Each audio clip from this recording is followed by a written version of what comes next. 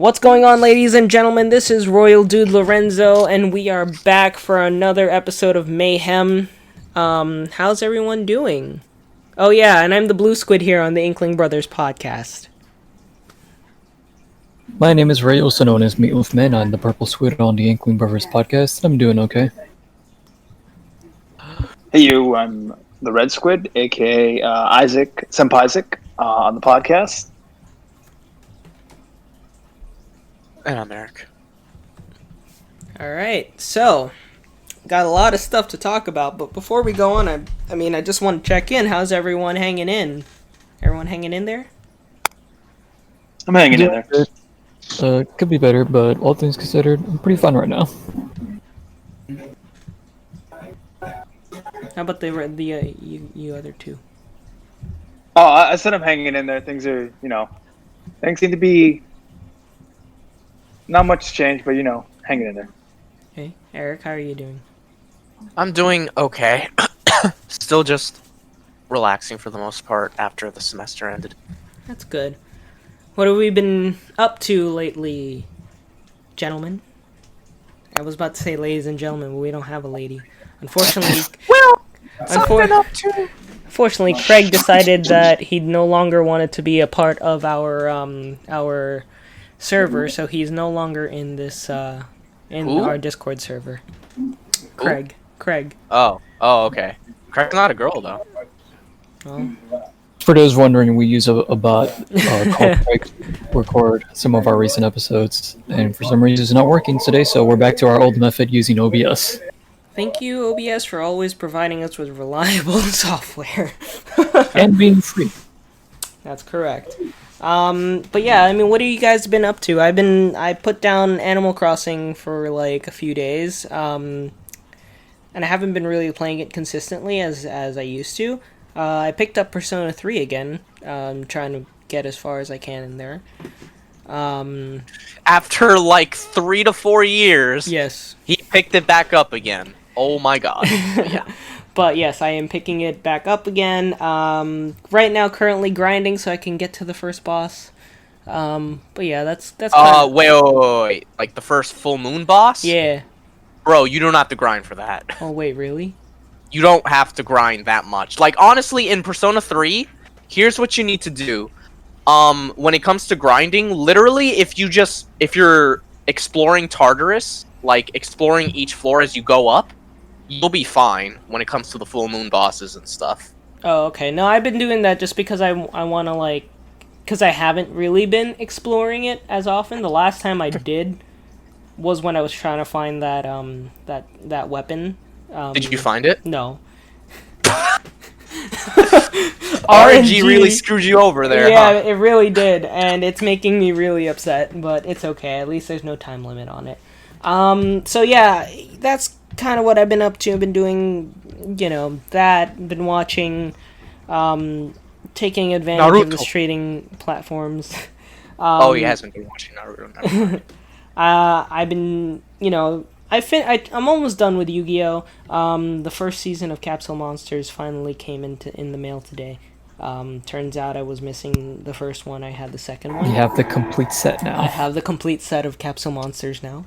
That is not exactly an achievement. That is something I am not at all proud of, but it is something that has occurred anyways. And so I've been watching Yu-Gi-Oh! These days. Pretty much the same.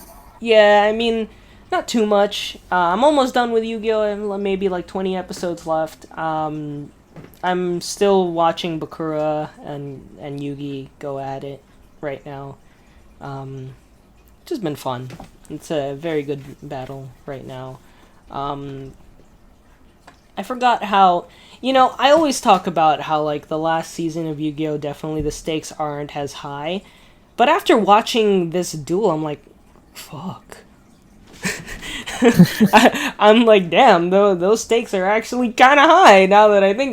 They're not like the world is about to be destroyed, but like, it's like 3 simultaneous duels happening at the same time, and if Yugi loses any of them, then something, something wrong happened. The entire world is fucked, right?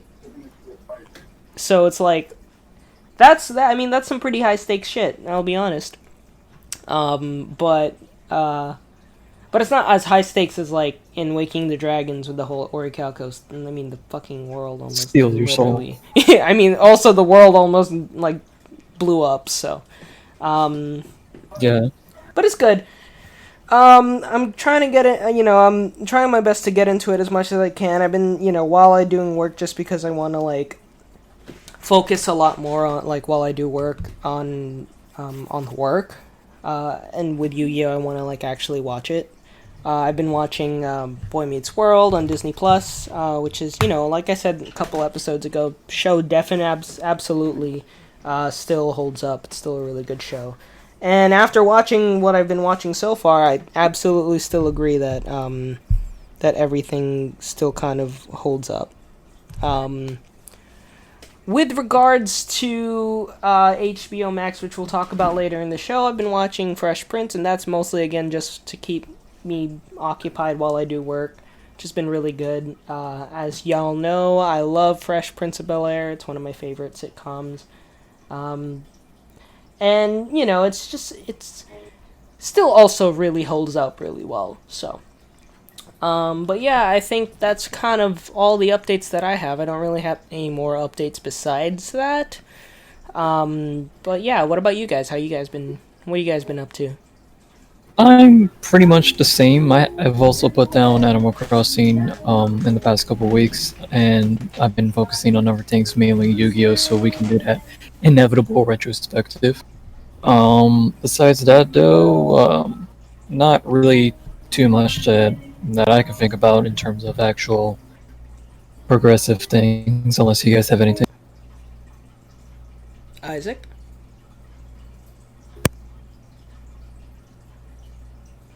Isaac?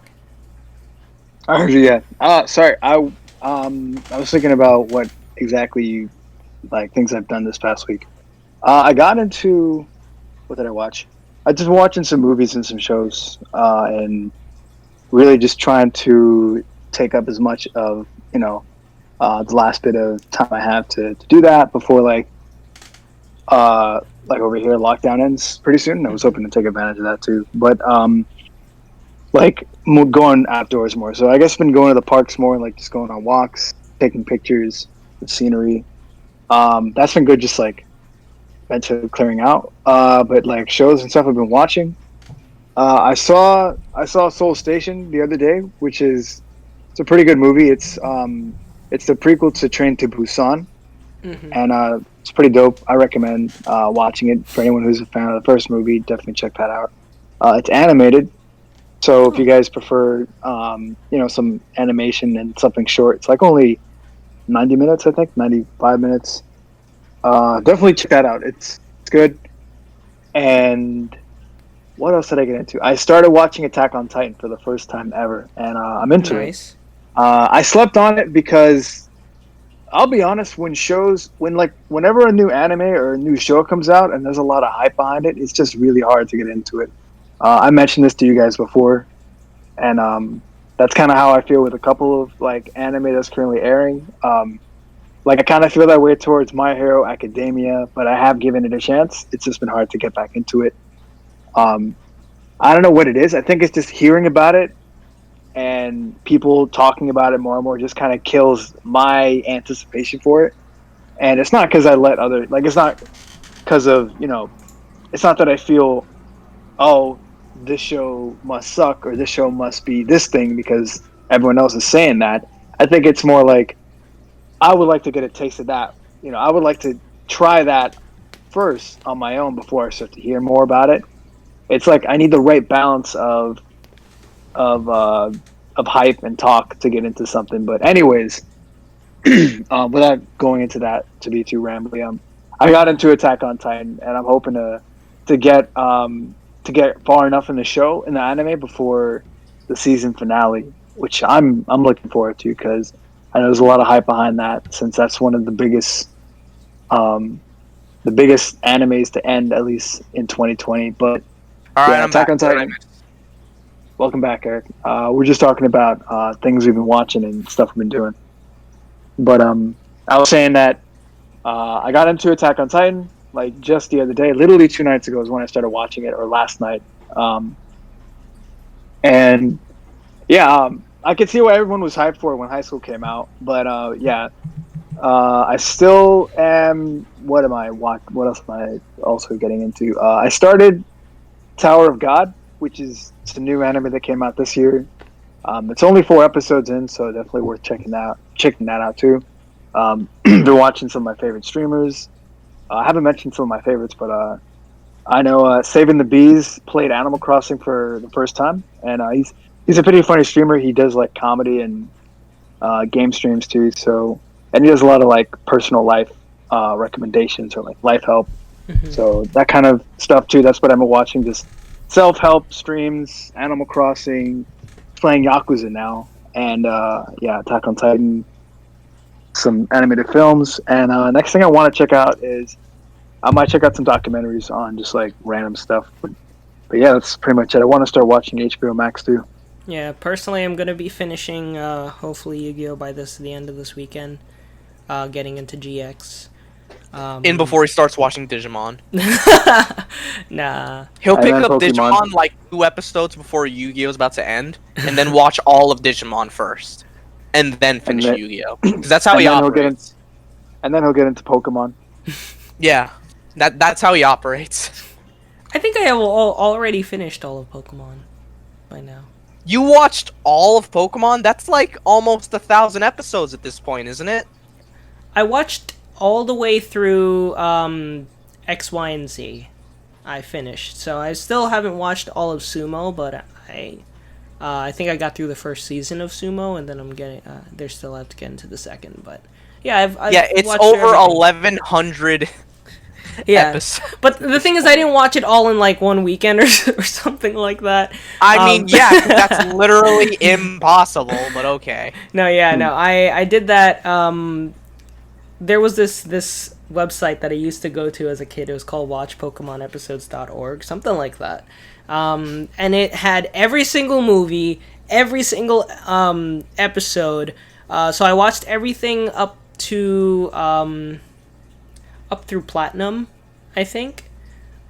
No, up through Black and White on there. And then I watched everything after that. I watched X, Y, and Z on Netflix when that was out, like maybe two years ago. And then I watched Sumo while I was on vacation, on my way to Florida at the time. But yeah, so I'm almost done with Pokemon. But thankfully not something that I did in like a binging session, but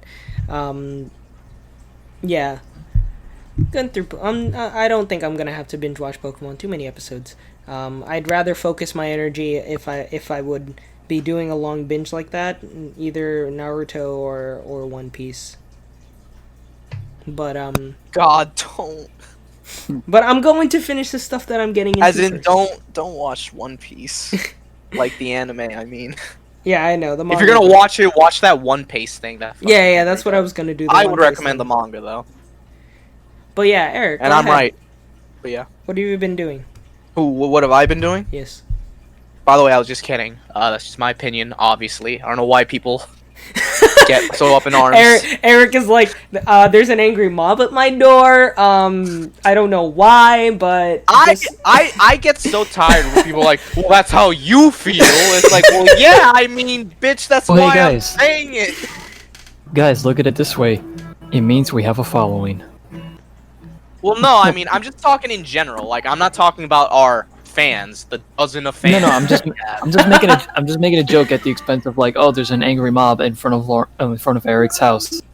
And this is not in response to Henry and all that. It's just in general, because this has happened to me multiple times in life where, like, I'm giving my opinion on something, and the person who disagrees is like, well, maybe that's how you feel. And I'm like, alright, like, yeah, no shit, that's why I'm saying it.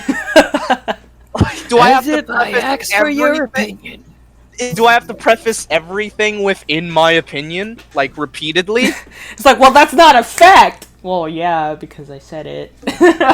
Never was, sir. I never was a fact, but okay. But yeah. What have I been up to? So I got a haircut today for the first time in 3 months. Cause I think the last time I got a haircut was like a week or two before quarantine started, which was back in like March. So yeah, it's been about 3 months since I've gotten a haircut.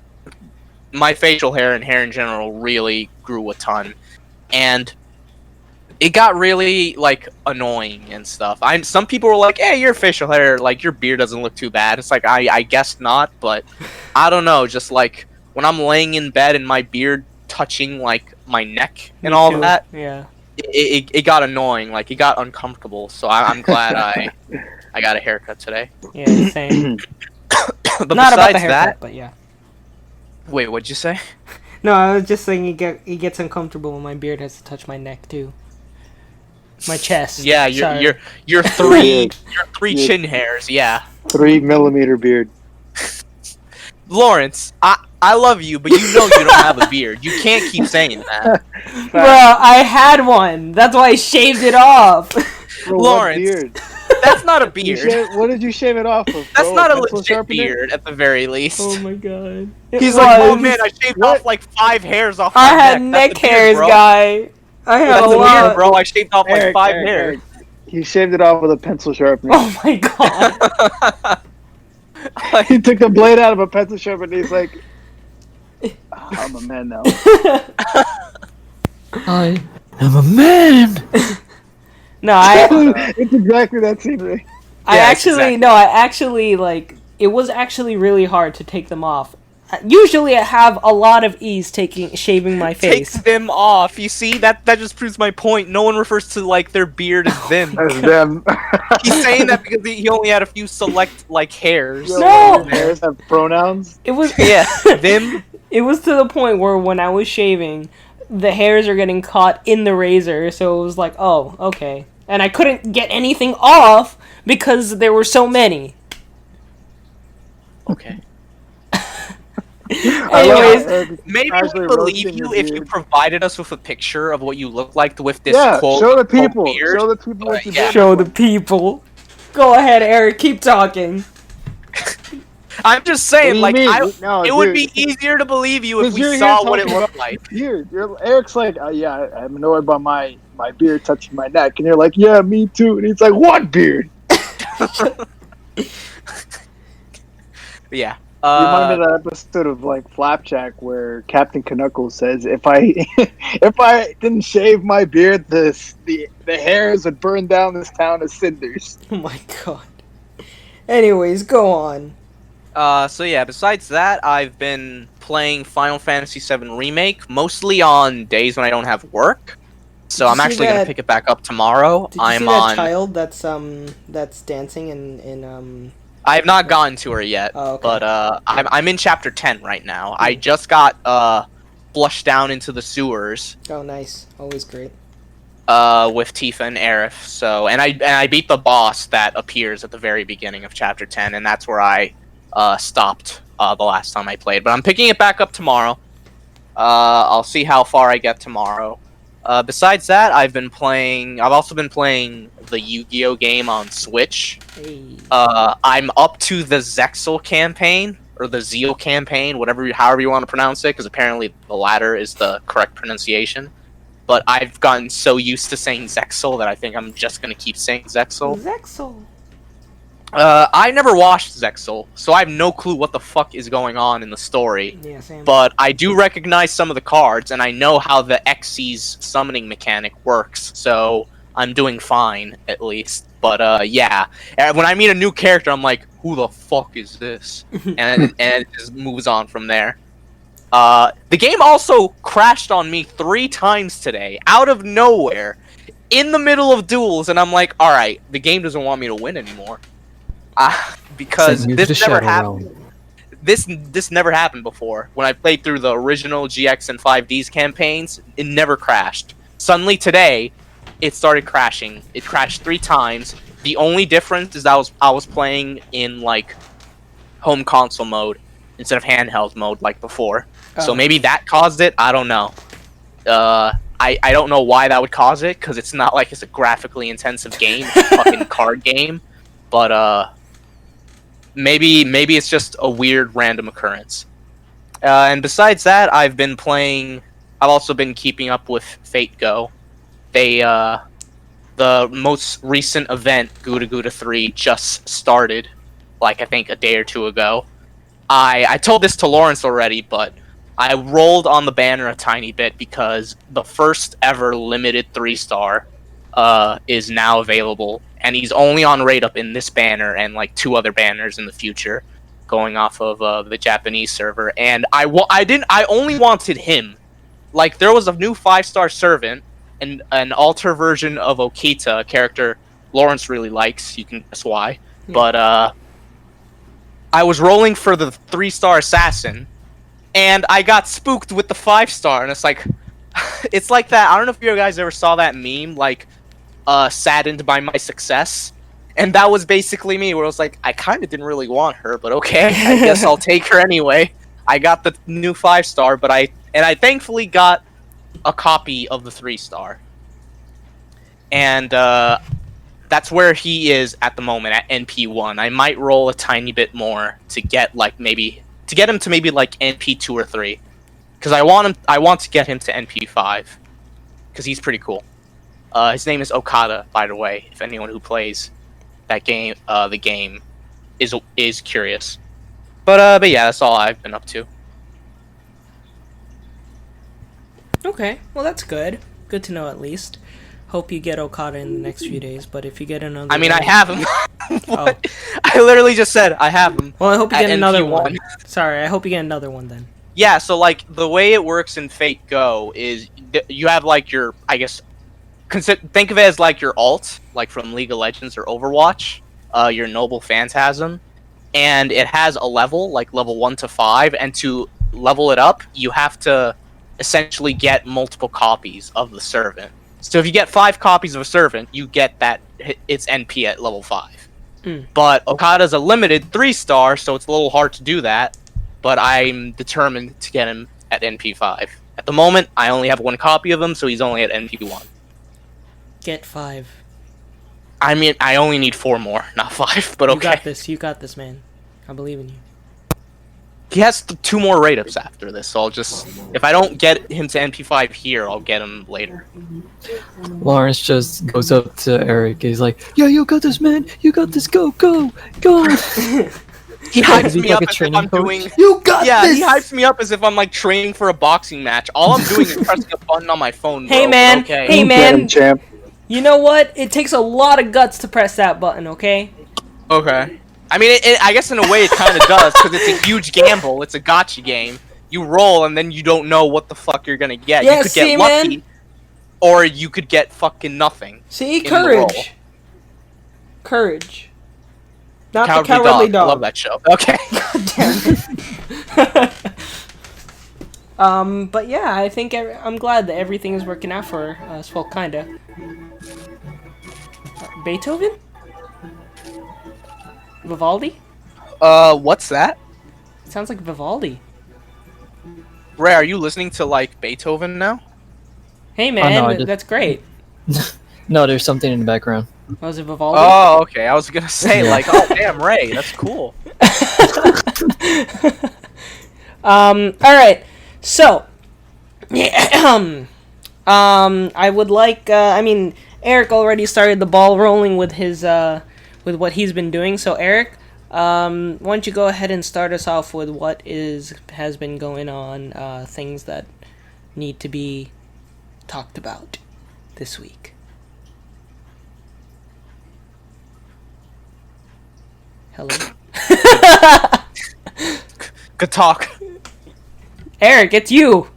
Oh, you want me to start with my Yes, talk? that's you! Oh! Podcast. Wrap up the podcast. I thought you wanted someone else to talk first. My bad. Yeah, go ahead. So yeah, I guess one topic that I wanted to mention last time, but we didn't get a chance to talk about it. So, and this is, we're talking about it a little late, sadly, because it's been fixed, I think. And if it's not fixed, it'll be fixed soon. But a little while ago, Bethesda, in all their wisdom, released a patch for Doom Eternal, which is the sequel to the 2016 reboot of Doom. A game that everyone really liked, by the way, the reboot. And then Eternal came out, and everyone thought it was way better than the first game, which says a lot, because people already really liked the first game. I've been hearing things such as it's basically like the Devil May Cry of first-person shooters, which is a really cool way to like tag it. But I haven't played it yet, but I do want to play it eventually. I think I'm saving games like that for when I build a new PC after I graduate. But Bethesda, after so much good PR and so much good word of mouth on Doom Eternal, they released a patch in their wisdom to implement Denuvo anti-cheat DRM, and it is everyone already didn't like Denuvo to begin with, right? Because it's basically just another layer of DRM that isn't necessary and doesn't really benefit the game at all. But this one was even worse, because if I recall correctly, it's basically like a rootkit that more or less acts as malware. A lot of people who downloaded the update for it were reporting things like blue screens of death and everything. In fact, I have a friend who recently, like only a few weeks ago, built his new computer, and one of the games he bought for it was Doom Eternal. And it was running perfectly until that patch. He got like 1 or 2 blue screens of death, and he said he might have to refund the game now, because it just straight up didn't work anymore. And the worst thing about this, like Denuvo anti-cheat thing, is that it was implemented for the multiplayer portion of Doom Eternal. Because obviously, like, there's no real cheating against AI in the single player. But in all their wisdom, the patch is required even if you just want to play single player. If you try to launch the single player without installing the Denuvo patch, it won't work. Like, you just straight up have a game that doesn't work unless you installed the patch. So, needless to say, there was a ton of backlash over it, to the point where on Steam, all the most recent reviews for a while were completely negative, or people were going back and changing their original reviews, which I think is a thing that you can do on Steam. And it's kind of funny because I don't know if you've looked at Steam recently, but they have like on the store page of a game, they have like a little graph showing like the fluctuation of reviews, of user reviews for the title. And for Doom Eternal, it's like steady increase, all positive, and then it just plummets after they release the patch.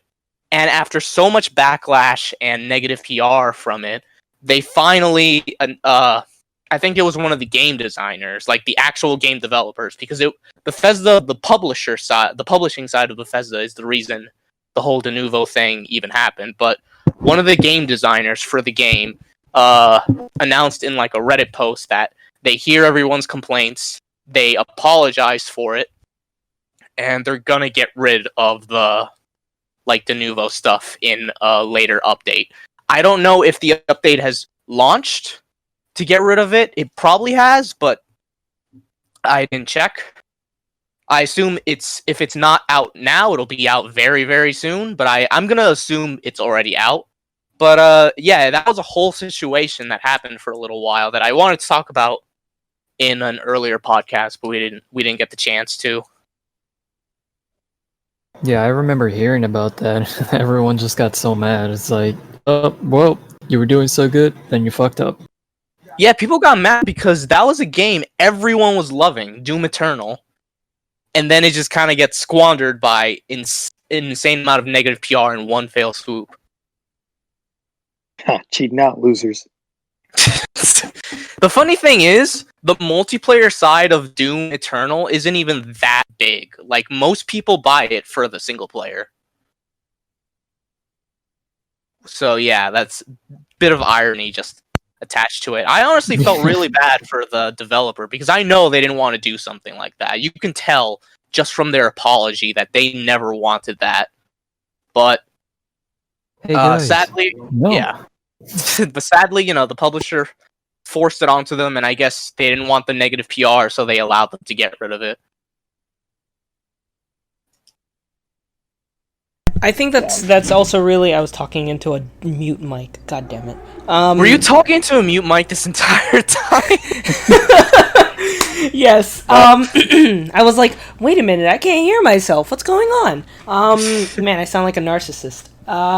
Anyways, no, what's interesting that you bring that up is because it has almost exactly something that has to do with, Valorant. Is it Valorant or Valorant? I don't give a shit. I didn't really play it, so I don't really care at the moment. It's supposed to be some sort of, it's supposed to fill the gap that everybody's been feeling since Overwatch got canceled. And since other games also have gotten canceled. Or just, not really as popular. Anyways, Valorant was supposed to fill up that gap. Anyways, a couple days ago, Valorant came out, and they were, and they faced almost the same exact thing. I wouldn't say I'm not sure if it had anything to do with the anti-cheating mechanism, but when you install it, it definitely had a rootkit involved with the actual release of the game. And it was actually blue screening and causing multiple pop-ups and everything, and it's like, for those of you that don't really understand what a rootkit is, I'll help and explain it by saying, like, when you are using your own computer, you have administrative privileges. That means that you can do whatever you want on that computer. You can even delete your entire operating system using the command line. Which means that you can, that terminal thing that people see with hackers and stuff like that, yes, you can completely delete your entire operating system just by using the terminal. That's what it means to be an administrator. It means you have all that power. Now, what a rootkit does is that it is above the level of administrator. So imagine that you have all these little, like, prime ministers and stuff like that, right? Think about the rootkit as, like, your dictator. It is the dictator, essentially, and I'm not saying that it will control your entire computer. It just has privileges that are greater than the power of the rest, the power of the rest of your programs. So in this case, what I'm saying is that, yes, this rootkit can have more power in your computer and can do some really pretty destructive damage. I mean, a lot of viruses are actually made using rootkits, and if you give them privileges, you give them access, it can totally screw up your computer. And so I'm sure a lot of these companies, I'm sure they don't mean it like ill intent with it, but it's just bad communication and really bad.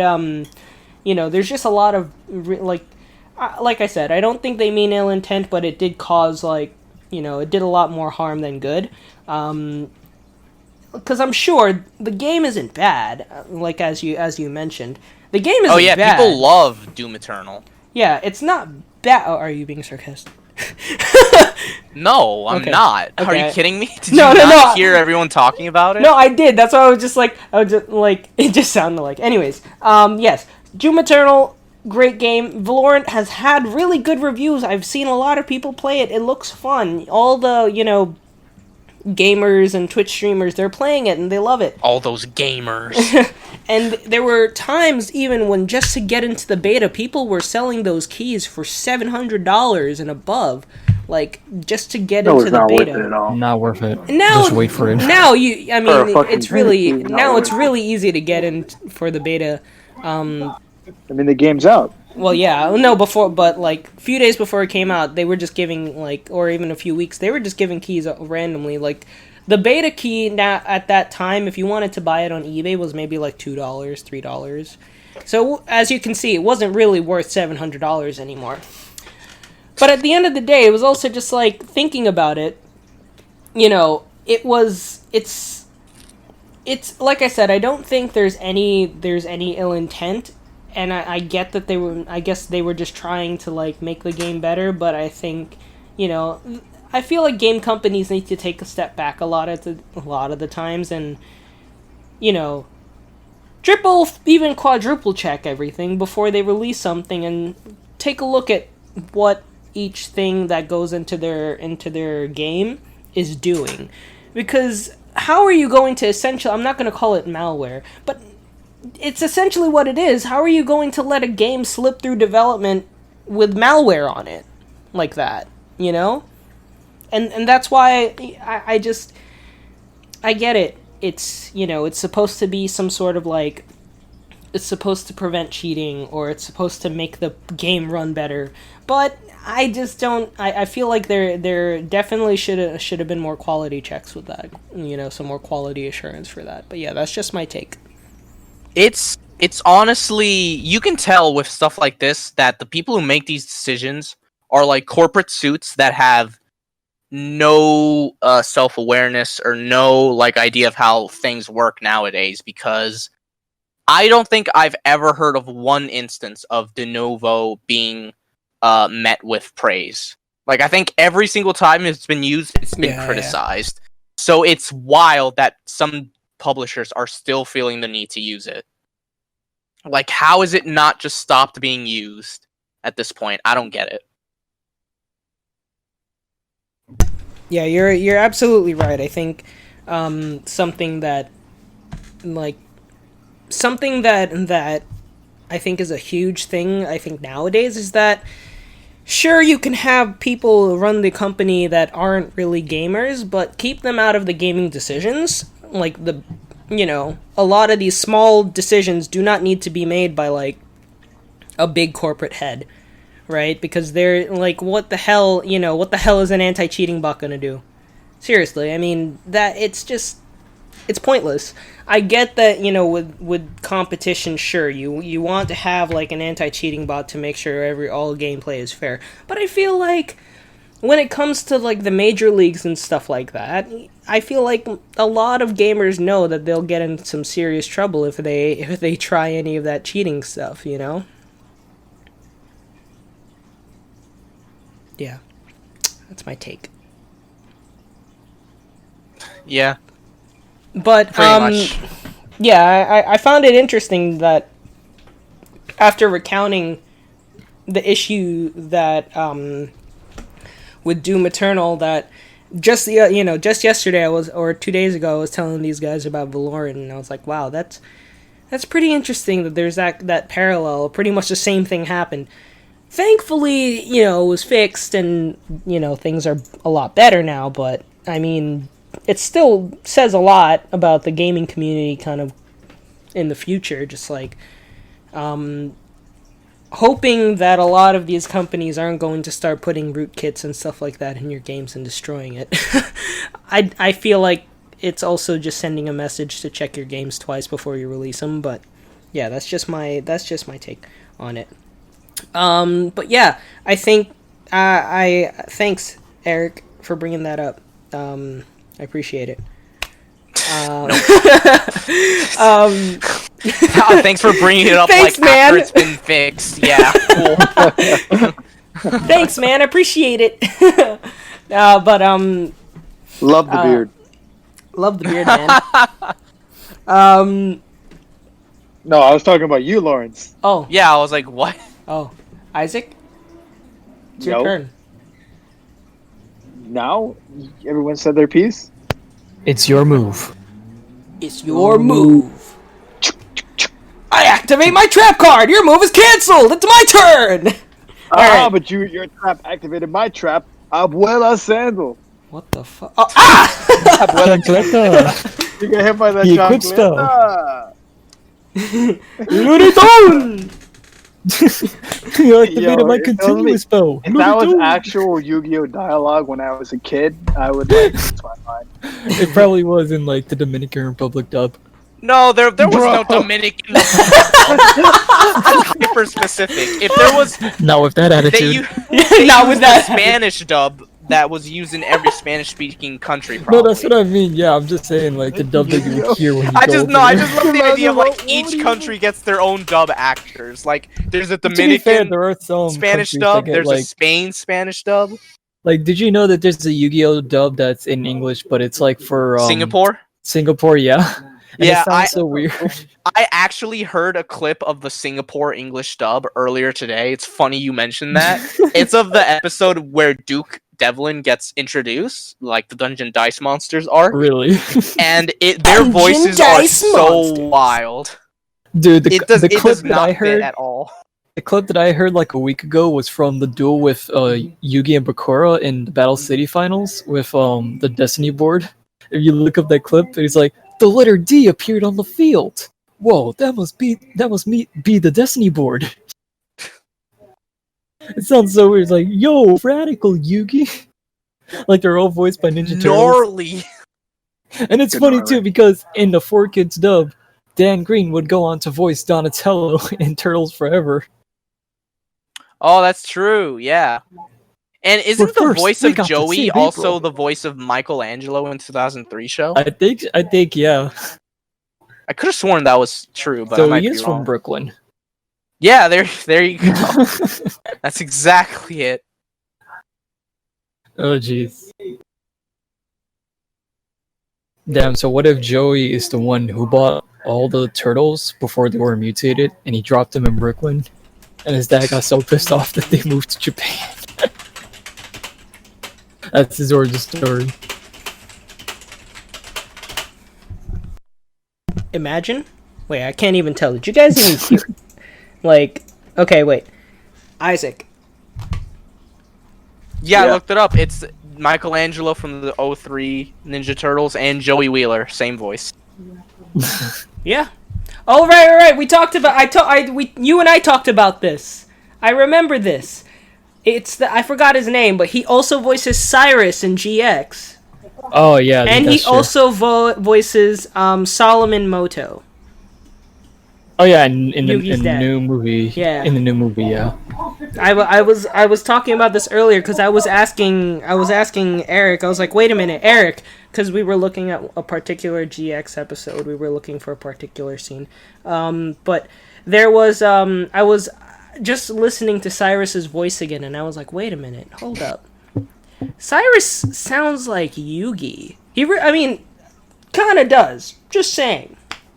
He does sound like he kind of does sound like you. I was like, do they have the same voice actor? And then Eric was like, no, Dan Green did not voice Cyrus. And I'm like, oh, right. Yeah, I don't know how you thought that. He does not sound like Dan Green to me. And that's why I was like, wait, no, Little Yugi is like, yeah, Dan Green voiced both of them. And I'm like, oh, okay, got it. Wait, hold up. You never knew that Dan Green did both voices? No, I totally forgot that he did both voices. Bro. I totally forgot. But yeah, and then I looked it up and I was like, yo, who voices Cyrus then? And then I looked it up and I found out Joey, the voice of Joey, Solomon Moto, also Michelangelo voices Cyrus in GX, so which is really cool to find out. They also, by the way, they reprise their roles in the they reprise their roles in Legacy of the Duelist, by the way. Valid. Wait, were there voices in that?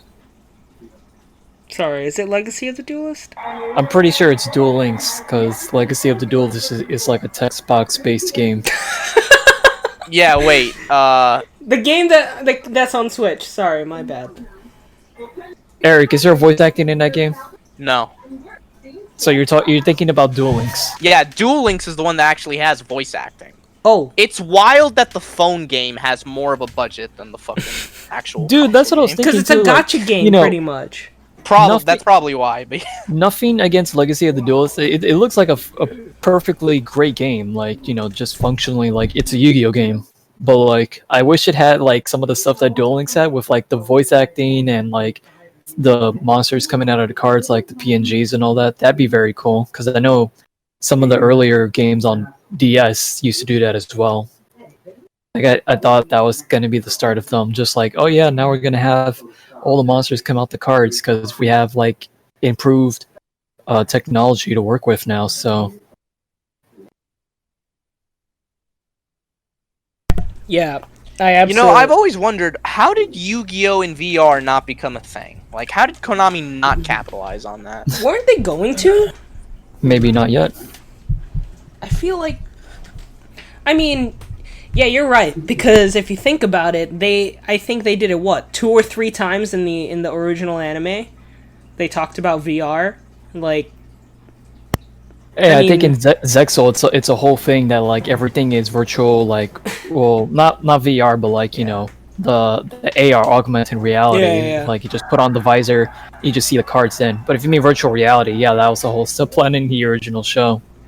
Yeah, and so it's like, yeah, Konami really kind of messed up with that. I mean, especially if you think about it, it would be kind of cool if you saw your cards, like, if you saw the monsters, right? I'm pretty Yeah. sure, wait, actually, there's some videos of, they do it in, like, was it VR chat? Yeah, fans. Yeah, they did it in some VR fans chat. do it. Some stuff, yeah. I think that's pretty cool, though. But yeah, it would have been really cool if Konami did it, but maybe they're like, no, we don't got the budget, bro. It was like Konami be like, "Yo, we love money, but we don't have that much, fam." Yeah, we don't have much. Sorry, not gonna happen. But yeah, that would be really cool. I'm honest about that. I know they kind of tried to do it a little bit with the whole dual transfer thing, but we don't. Well, talk, yeah, with we the don't card talk about scanner, that. yeah. We don't talk. They about tried that. to actually read they actually wanted technology to read the cards from the, I'm assuming, the pictures and just Yeah. what they see, and then it's like, all right, this is the best match. We're adding this card into your game, but I guess they have problems with that, so Which that's why it is never happened. unfortunate. Hopefully Yeah. in the future. I mean, it'd be One nice. day. They would have to reissue all the cards though if they did it like in the anime, where like there's like microchips in every single card, which is Yeah. how they get read on the holographic systems. Yeah, that would be. I mean, Yeah, NFC technology probably would be like the way they do it. oh yeah, making an NF. Yeah, but that would. Yeah, you're right. They'd have to actually reprint every Yeah. single card with an NFC chip, like built in. That would be Right. really costly, I think. At least for the people who want to use that technology. I imagine the cards might also go up in value because of the addition of the chip. Yeah. But I mean, it's the measure that has to be taken if Yeah. they're gonna actually go through with this as a product. So I mean, we'll see though. Yeah. Eventually. So Isaac, So, Lawrence, you want to talk about Crunchyroll Expo? you asked me this like 10 minutes ago. Yeah, you didn't talk about We it. did a tangent again. No, Well, you yeah, didn't. We did it- well, yeah, no, like to Eric be and fair to Will wanted to Isaac, talk we about had a Yu-Gi-Oh. tangent. I Yeah, didn't want to cut him off. We had a tangent about a show available on Crunchyroll. exactly. That's the segue. Bam. So go ahead, Exactly what I was going for. Nah, get out of here. Nah, I'm done, you guys. Bye. bruh. Go ahead. Wow. So, what am I talking about again? Oh my god, the Crunchyroll thing. Oh, right, Crunchyroll Expo. Okay. Right. So I mean, it's not that shocking, of course, but so last week, I think it was, or sorry, not last week, 2 weeks ago, I think we brought up Crunchyroll Expo once, just talking about it. It's a con out in California, and yeah, they're canceled. It's not happening due to COVID-19. Big shocker. Yeah. I'm surprised it took them this long to cancel it, in all honesty. I guess they were just. They probably waiting wanted to out really for- try to hold it this year. They're holding out. Yeah. Holding out hope. Because I guess because the con like they happened in September, and their hope was that things would get better, but especially now with the riots and the protests, and COVID-19 is not going away anytime soon. It's probably a better idea to just cancel. Which, yeah, I brought it. I guess like I brought it up because we had mentioned it before, and it was something that we could talk about. But it's just funny to me that that kind of con tried to stay open and it couldn't. Where is the con again? It's out in California, specifically in San Fran. Okay. Yeah, I so when I heard about this, first off, I'm surprised, like I was telling these guys a few weeks ago, that it's crazy that they were pretty much being like, hey guys, we're still having it. Same with Anime Expo. For the longest time, they're just like, yeah guys, we're still having it. And then not even to mention Anime NYC, which I know is in November, so it's still time. They still haven't canceled it. Same with New York Comic Con. Still haven't canceled it. And also, San Diego Comic Con. Did they cancel it already? I'm not sure. I don't keep up with Comic Con, so. Ray, do you know? I actually don't know. No. Okay. Well, nothing that our best friend Google won't tell us. Everybody believes in Google. Google is. Hey, it's canceled. Oh my god! I like that you're celebrating too. Say that like it's exciting. Lawrence does a little bachata dance. No, it's funny because I looked up San Diego Comic Con and literally in big words on Google it says canceled. So Google's been doing that. With That the was- background. Your future has been cancelled. 2020 canceled. yo, I heard the noise and It will not be canon, to be honest. I heard the noise in the background of Ray's mic and I thought, oh, there's the crowd that's cheering that it's canceled. Yeah, I heard My I dad's heard watching that the too, movie in the Ray. background. a live crowd. He just has a live audience in his house every time he does a podcast. Thank you. Yeah, Ray, who the fuck are these people? Oh my god. His parents are like, you gotta go. But yeah, no, I think I'm surprised it really took them this long. But at the end of the day, I guess they were thinking, man, you know what? Maybe we could have done something, or things might have changed. Might Maybe have we looked. could have stopped Corona. But I think they're realizing that it's a much bigger task, and they can really I just remember they tweeted out, "We can't wait to see you." And people in the comments are like, "We can't wait for it to be canceled." I guess they got what they Exciting. wish for. Yeah.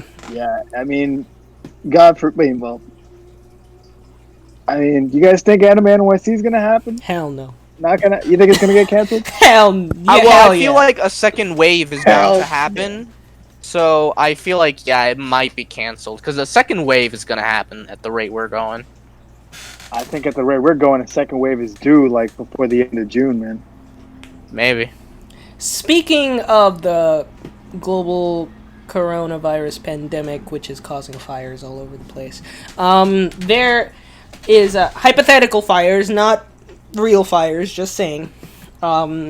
I don't know. Fordham Guys, was just pretty. viewers at home, please don't start real fires. Another thing that Isaac can also really talk about is that we talked about this, I think, either 2 weeks ago or 4 weeks ago. But go back 2 episodes, you'll find it. About movie theaters. We were talking about the fate of movie theaters, and just earlier this week, we found out that one of our lovely movie theaters is Lovely. is currently on life support. So, Isaac, do you want to talk about it? Sure. No one else wants to. If no one else wants to take that topic, so AMC, due to movie theaters just not selling tickets, no one's going to the movies. Ticket sales are down. Everyone's just at home, not watching movies. Well, aren't they AMC just theaters- completely closed? AMC might be. Well, they're all completely closed. Yeah, AMC might be shutting down for good, along with some other theater chains. So, like, I guess to ask, is it like all AMC theaters in the country? So let me go back to the article and just Yeah, pull that up. Yeah, he'll talk about, but I think from 'Cause what I there's understood, multiple, yeah, in from New what I York alone. understood is that they said that they The they might situation not doesn't look up. survive Yeah. the pandemic. Like that's the article right now says that the AMC might not survive. Like they said that they might not survive the pandemic. So this is from Yahoo News. Cinema chain AMC warns it may not survive the pandemic, which has shuttered its theaters and led film studios to explore releasing more movies directly to viewers over the internet. This is the latest danger sign for theater business in North America, which was under pressure even before the pandemic. Yeah, wow. And It's that's just for AMC at the moment. But you said that even the Regal yeah, that the we Regal frequent is, sometimes is well, Regal in shaky general. water. Regal in general, they're saying that their fate is also being questioned at the moment too, for the same exact reasons. Something that I think some of us have heard about is that actually that is You that okay? yeah. How did you hurt yourself? I'm like, I heard something fall, and then I heard him say "ow," so I was like, "What?" No, a remote fell on me. Oh, okay. Jeez. Are you okay? Alright. Yeah, you I'm good? Yeah, I'm good. Okay. Something that New York City at least has happened. It's happened in the Bronx. They're using Yankee Stadium as a drive-in movie theater. And so they're gonna, Seriously? yeah, they're going to be, I think, selling tickets and stuff like that. But for the summer, they're going to be turning Yankee Stadium into a drive-in movie theater. How the fuck do you even drive a car into Yankee Stadium? There's an entrance from the There's side. like parking. I've never. I oh, imagine yeah, you're some right. cars have to. You know- I imagine some cars have to go in to do stuff. Yeah. Yeah, so like, Yeah, wait, no, there's you're a parking lot in the stadium. so you're saying that they're gonna bring back drive-in theaters with Yankee Stadium? Well, that's actually the only. I think they're the only theaters that are actually allowed to operate right now. Even like during the pandemic, they were they were the only ones that were allowed to operate, just because obviously you say that as if there are a ton of drive-in theaters everywhere. There aren't. They're mostly rural and suburban places, They're but not. that's why they were Yeah. that's Not why they were as saying they common wanted to do as- it in New York City, which why they asked to do it in Yankee Stadium. I forget how much they're investing in it, but they're investing quite a bit of money into it. You can go ahead and look it up. It's actually it's up there. I'm not sure if it's been canceled, but It's funny you mentioned that, because I know for a fact, I think a few weeks back, towards the end of the semester, I mentioned in one of our group chats, I don't know if it was, excuse me, I don't know if it was the one where it was just me, you, and Ray, or if it was the one with me, you, Ray, Isaac, and Henry, but I know I mentioned, like, I texted, it just hit me. This is the perfect opportunity for drive-in theaters to come back. And there you go. Yeah, no, Yeah, they're coming back in full about force. And the reason for it obviously is that they're still being used now, and which is why some movies, even though there aren't really any movies coming out, but like they're showing like reruns. A lot of movies that were scheduled to come out have either been delayed indefinitely or they came out on demand. Yeah. So something that people are, that they're doing is obviously they're just showing old movies that they have. Maybe if they're showing like an old horror movie, some movies from the 60s, 70s, things like that. Things that make a drive-in movie theater nostalgic. Which is cool. Obviously, you're not going to be attracting any of the crowd nowadays, just because a lot of people are staying home. They don't want to go out and watch like an old movie if they can watch it at home. But at the end of the day, it's still really cool that like this is an idea that people are using, and the fact that they're doing it in the Bronx and they're probably going to be doing that's really cool. Obviously, they'll just be showing movies that are like more recent, as opposed to like showing like 60s, things like that, because then they're not going to get the point. I wouldn't mind that though. Yeah, honestly, like a 60s monster movie, as in a drive-in theater. Yeah, I think that would feel cool.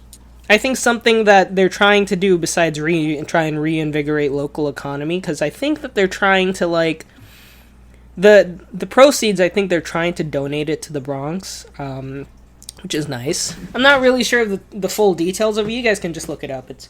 Just look up Yankee Stadium drive-in movie theaters. I think this was literally 2 weeks ago, 3 weeks ago.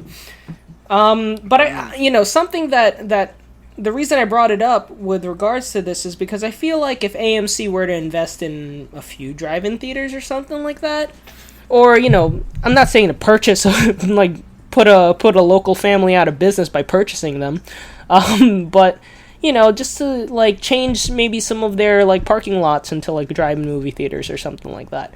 I feel like people could work, honestly. Yeah, I feel like people could actually like benefit. Obviously, you can't do that in Times Square, but I mean, there are a lot of AMC's in like giant like malls or in plazas or in the parking lot is gigantic. Like the one in Bay Plaza, for example, in the Bronx. There's a large parking lot there. They could easily use that as for drive-in movies, and I'm pretty sure like people will want it. People will actually do it.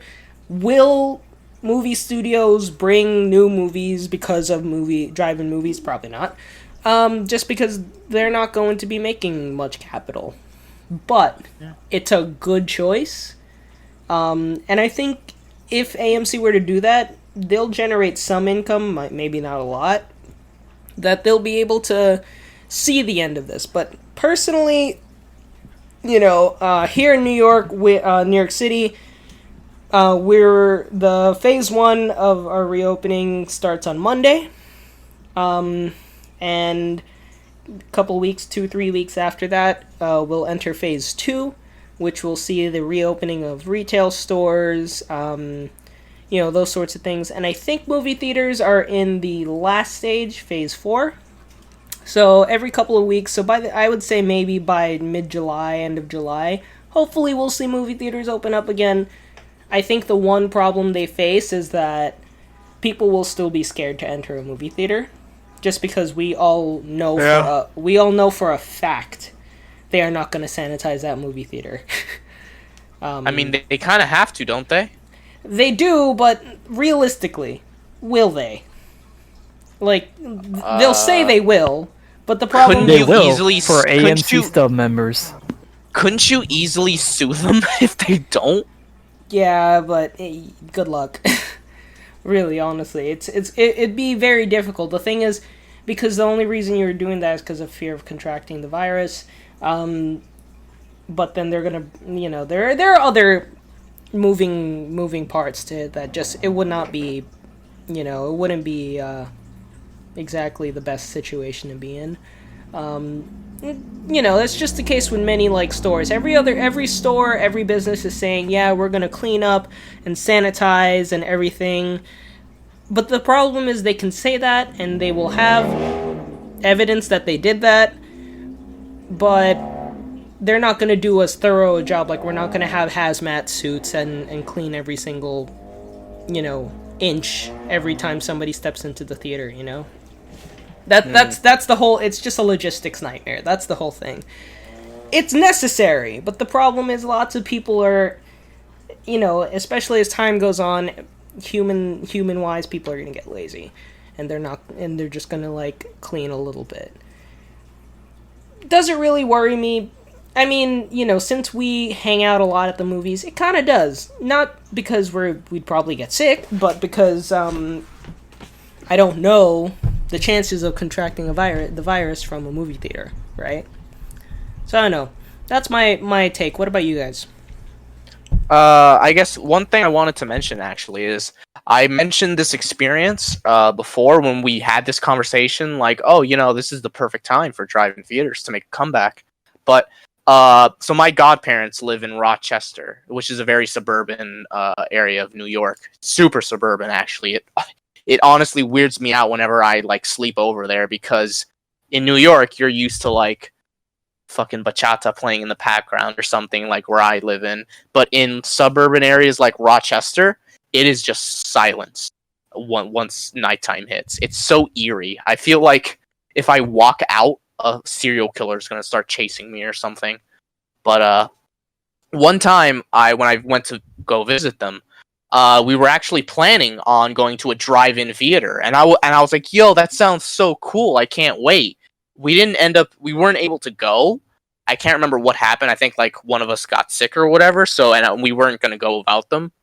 But yeah, like, I was so close to being able to experience the drive-in theater, because I always thought that was a really cool idea. And whenever I see old pictures of it, or in, like, movies and TV shows and stuff, I'm like, wow, I would love to experience this at least once in my life. Obviously, like, nowadays they're very rare. Like Lawrence says, they're usually only in suburban and rural areas. You're not gonna find them in, like, New York City, obviously.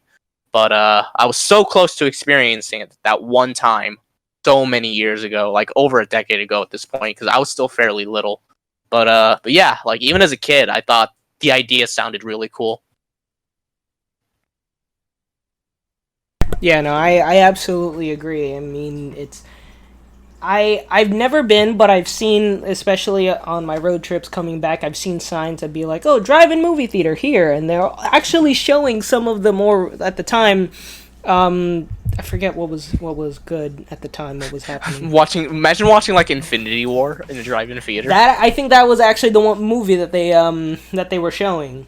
But that would have been really cool, though. I mean, we've all been in those, like, really nice, like, movie theaters that have the reclining chairs, and those are nice. I like those. Those are really nice, particularly at the Regal. We had those 40X experiences as well. Yeah, we've had 40X, which have also it's been fun, except that it's expensive as hell, but it's fun. You do it once in a while. It's fun. But you do it like maybe once every few months. Especially because we don't really go to amusement parks. Remember when we were supposed to go to Right Playland this year? Were we really planning that? Yeah. I don't remember that. Wow. COVID-19's here. Playland Park. Come on. But they opened the boardwalk there, though, so you can take a walk, which is fun. Take a walk. That's All the fine. park workers are wearing hazmat suits. Everyone looks like they're out of Monsters Inc. So, I wanted to ask, actually, sweet Pixar reference. By the way, I just realized what you meant. It took me a second to get that. But so with drive-in theaters, so I was always I was never sure on this. Do most of them show like recent movies, like movies that are coming out, or are some of them or most of them like sort of like a nostalgic thing? Like, where they'll show like old cheesy like 60s horror movies or something? Because I know that was a big thing with with drive-in theaters back when they were in their prime. They would show movies like that. So I was wondering, like, with the drive-in theaters that are still around today, are they in business for like the recent movies or like that classic nostalgic like 60s horror movie stuff? I think it depends. It really does, but I think both. That is generally from what I've seen, that it's like, sometimes they'll have like horror movie night or something like that. So they do theme nights and something like that for the community. Yeah, that's really cool. I dig that. Yeah, and so like they'll maybe like play like musical movie night or something. They'll have Grease or something like that. And then the next night or something like that, they're back to regular business and they'll show like Avengers Endgame or whatever. They'll show more recent movies as well. And I know there was one drive-in theater, I think, that showed La Llorona. I'm pretty sure I butchered that. What's that? One of those like the movies that are involved in like the whole Annabelle nun conjuring thing. Oh, universe. The doll? Yeah, that universe that they're somehow trying to... That creepy-ass doll? Yeah. Fun fact, they're actually all in one universe. I didn't even know. I actually knew that, yeah. That's so weird. The Nun, The Conjuring, Conjuring 2, Annabelle 1, 2, and 3. Yeah, they're all in the same universe. Yeah. How did you not know that? It's literally the same doll. No, wait. Like, it looks the exact same. And you saw that, and then you're like, oh, clearly they're different. No. In the Annabelle movies, they're in the same. I know they're in the same, but I didn't know, like, no, but, like, Annabelle first showed up in the first Conjuring movie. Oh.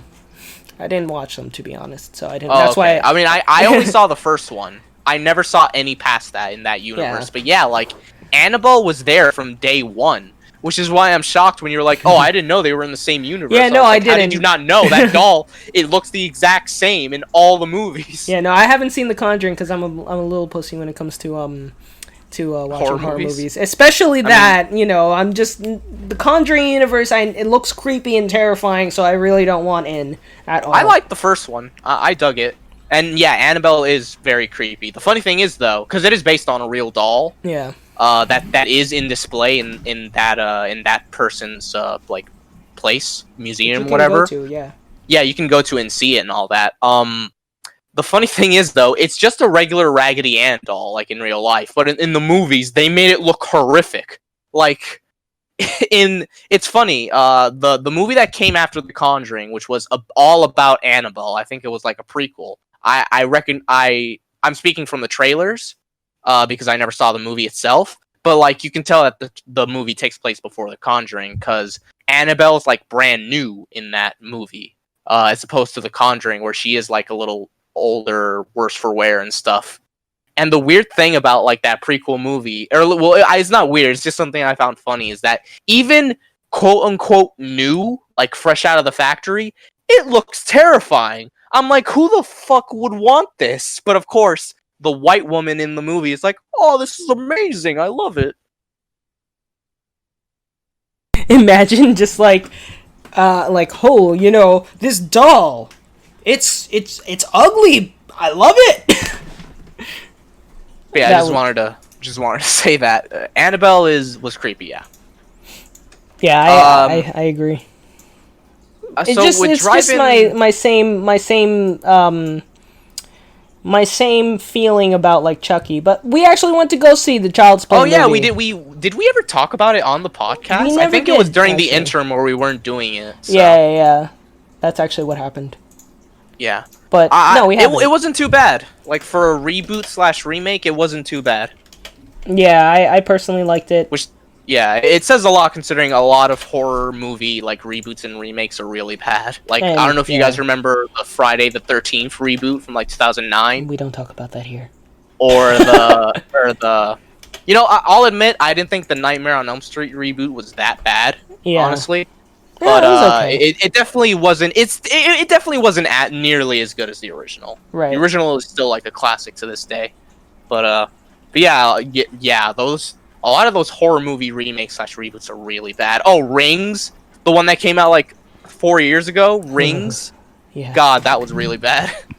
But I wanted to ask in regards to drive-in theaters, if I recall correctly, the way they worked is that you can buy like like popcorn and stuff like a regular theater, Yeah. and you're in your car obviously instead of a seat. Right. And if I recall correctly, you have to like tune your radio to a certain frequency in order to get the what you movie's do, audio. yeah. Yeah. You Some of park them- your car yeah. in front of a certain like billboard that they project the movie on, and then Yeah. you turn your radio station into a certain station to get the audio feed from that movie. Yeah, okay. I just wanted to be sure because Yeah. I forgot That- how that- they worked. Yeah, that's at least how it worked for when I went to like a drive-in movie theater a few years back. What movie did you see? So this was about over 10 years ago at this point. So we went. It was in Lake George. There was a drive-in movie theater in the area. We went to go see Fantastic Four: Rise of the Silver Surfer, and the movie preceding it on the board we were watching it on was Ratatouille.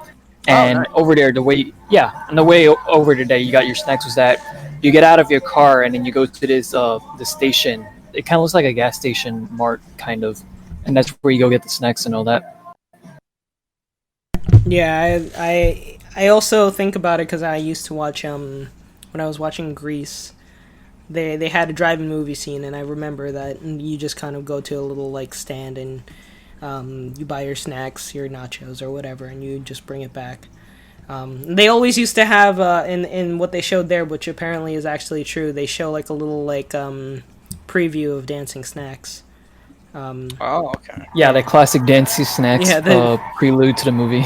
Yeah, which is really cool. But also, I mean, back in the day when they didn't do the radio stuff, a lot of people had convertibles, but also like I would imagine they'd also have like some pretty like loud speakers in addition to that. So that's probably something people do, but obviously you can't really hear a loudspeaker if you're if your windows are down. But it used to be Make Out Central too. Just lots of people used to go to drive-in and just like hop in the back seat. Make out reef. So I don't know if there's a term for this, but I remember hearing about one sort of drive-in theater experience that sounded really cool, where instead of like driving in like with a car and all that, you're like in the water on a boat and all or something. Oh yeah. And like they're projecting Jaws. I remember hearing that. So it's like that sounds really cool. Like I imagine that would heighten the fear because you're in the water while you're watching like a shark movie. The movie. Imagine, I would love to do that one day. Imagine you just see the shark come up and your boat flips over. You go to Universal Studios for that legit Jaws experience. Rest in peace, that ride. They get an actual shark to start eating people. It's like, wow, they went all out for this movie. An actor shark.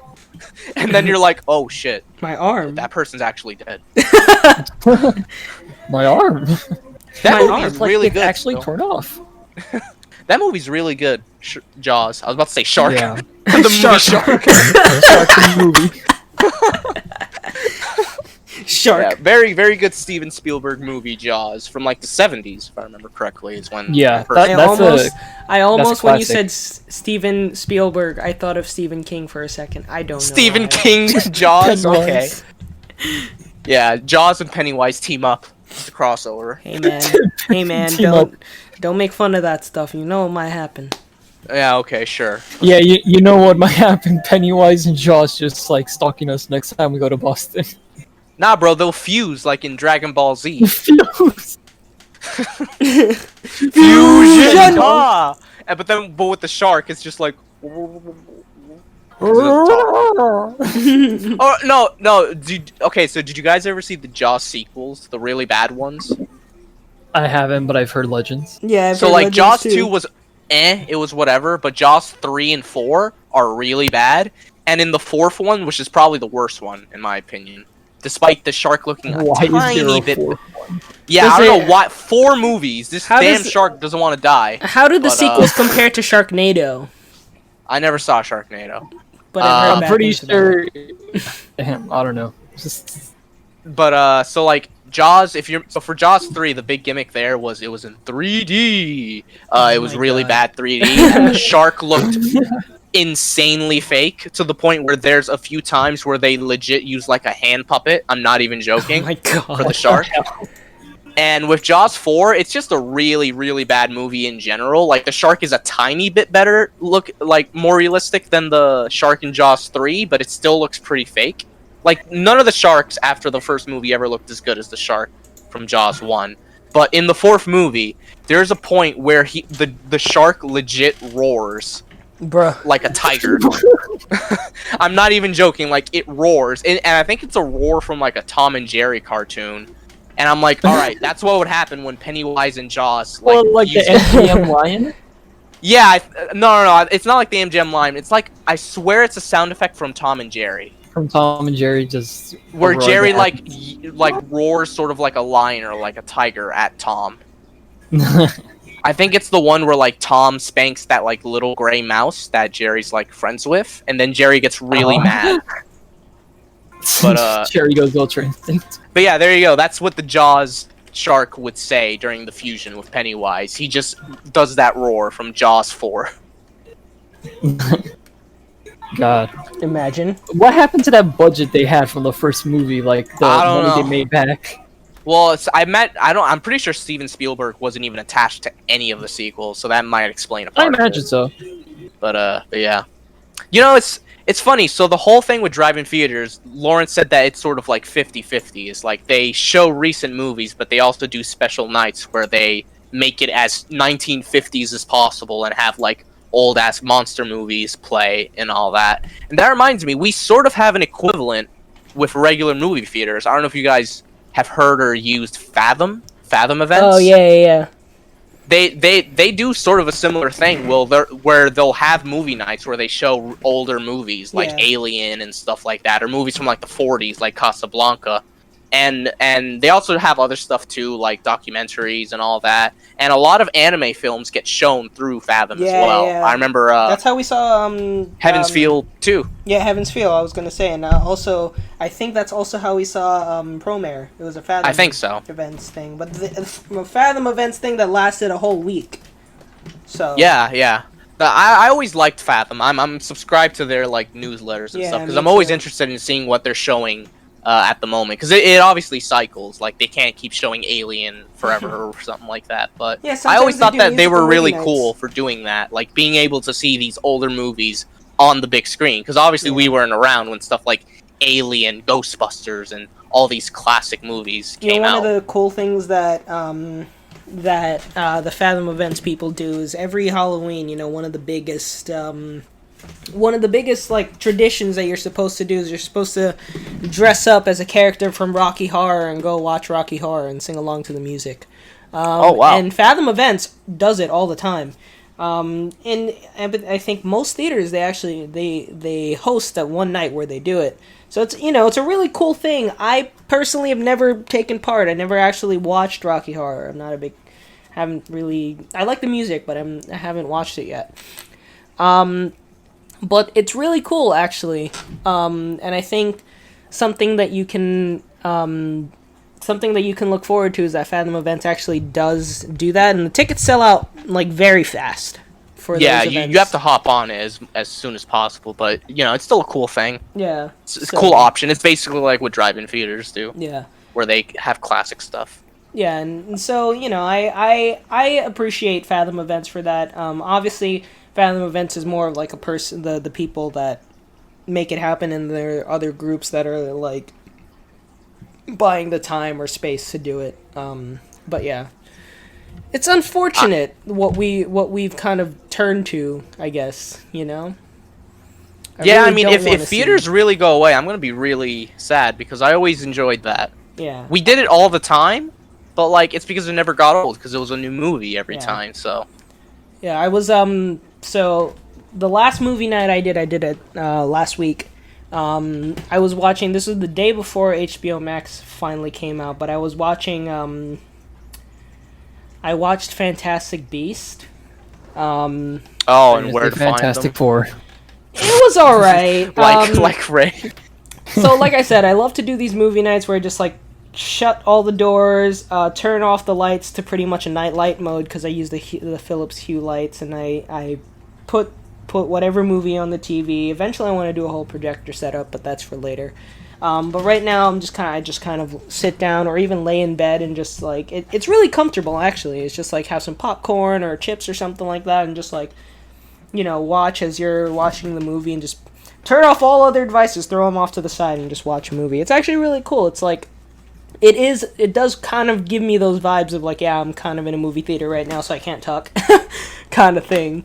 So if you guys have some time, I mean, explore your options. Not saying that's going to be the new normal, because I really hope theaters can go back at some point, but until then, you just watch some movies or something like that in bed, on with the lights turned out.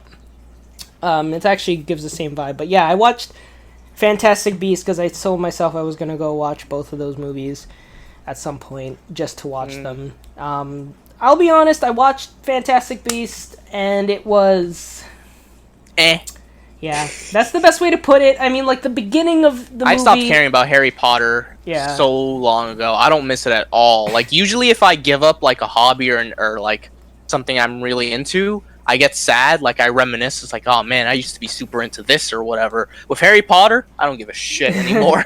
I was super into it as a kid, and I don't care that I don't care about it at all anymore. Yeah, if that makes sense. Yeah, personally for me, I also haven't really been involved a lot for a really long time. I think the last time I was really involved was probably around the time that the 7th book came out, and that was the last time that I really like was heavy into it. I mean, I went into I still went into the theme park and I enjoyed it and I had a good time at the rides, and I also like bought a wand and everything, and I think that was probably part of the nostalgia of like me missing like Harry Potter back in the day. From like when we were kids, everyone was fascinated by Harry Potter, and now it's like it's such a cash grab. But so I watched it just because I wanted to, and I told myself I was gonna watch them eventually, and I eventually do also want to do like a whole marathon of all the movies, and so my thoughts on the movie. First half, wasn't really all that great. I feel like all of the action in this movie lies in the last 20 minutes of the movie. And that's the only time that I really felt, wow, okay, this is okay. But the rest of it was not really great, and I'm pretty sure, I really hope none of the Harry Potter people, if there are any, roast me for this, but I just didn't, it wasn't my cup of tea. I'm still gonna watch the second one. Jesus Christ. But I was not a big fan of the first one. The last 20 minutes were probably the best part of it. And that's only when there's some sort of battle. I love that he's like, yeah, I didn't really like the first one. I'll still go see the second. It's like, okay. Stockholm Syndrome much? A little bit. But yeah, no, did you guys watch Fantastic Beasts or no? Hell no. Okay. I haven't seen it yet. Yeah, I don't know. Harry Potter really didn't really age well all that much. Well, I mean, I'll say this, for the most part, the first 6 or so, I'll say the first 6, because looking back, Deathly Hallows is kind of weird and wonky and stuff. But I don't even know if the first 6 is a good estimate. We'll say this. Harry Potter started out fine, and for the most part, it's not god awful or anything. But the problem is J.K. Rowling. She really makes it hard to ever even want to associate with Harry Potter at all at this point. Yeah, I would say maybe the first 5. I would give excuses for the first 5, After that, yeah, you're right. It does get kind of more. It doesn't get. Yeah, really... I'd say like the first 5 is a good. Six. Good The thing 6, of, I would say the book is good. The book is fine, up to the 6th one. The 7th one, the book's all right. It was long, but it was all right. I don't know. What do you? I mean, what do you think? Like, do you think the 6th book was fine at least? It was fine enough. I remember my favorite was the 5th book. Because me, yeah. I guess because I like edgy shit sometimes, and the 5th book was probably the most edgy. Yeah. For me, my favorite was Goblet of Fire. That was my favorite. It was the most edgy and angsty, I guess, which yeah. I'm okay with. I was a teenager as well. I'm okay with angst sometimes. I don't know why people are like, ugh, as if they never had a phase like that. I did. I read all of the Twilight books. I'm not saying you. No, I know. Like, no, I know. People are sometimes like, ugh, I can't do that. Yeah, no, it's I like, was just... Yeah, bro, because you totally never had an angsty teenage phase. Yeah, no, I was just agreeing with you that I also had my angsty teenage phase. I think the first one... I think it was either just the first Twilight book or the first 2. I only read it because literally every girl was reading it, so I was like, I gotta read it to keep up. I read the first 3. I tried to read the 4th one, but I couldn't, because at the time I was also trying to finish the 7th Harry Potter book. Did you know that semi-recently, like a few weeks ago, Stephanie Meyer actually announced that like book from Edward's perspective is actually going to come out now? Really? Because I don't know if you remember, but years ago, like maybe a decade ago, she started like a series of Twilight books where it was from Edward's perspective. And wow. I think if I recall correctly, it was like the same story. It was just from his perspective, so it was in his point of view. Mm-hmm. And I think she released like the first one or something like that, and she was working on the next one, but like 3 chapters or so got leaked online, and then she just kind of stopped completely, and there was no update on it for literally almost a decade until now, like this year. I think she announced. It was either like early this year or like maybe super late into 2019. She announced that she's actually gonna finish it and release it, and I was shocked because I remember hearing about that shit in like late middle school, early high school. So it's weird to hear like, oh yeah, there's a new Twilight book that's gonna come out soon. Wait, so is this like the Final Fantasy versus 13 of like literature? Basically, dude. I'm not even joking. That's spot on. That is spot fucking on, except, there's no title change this time.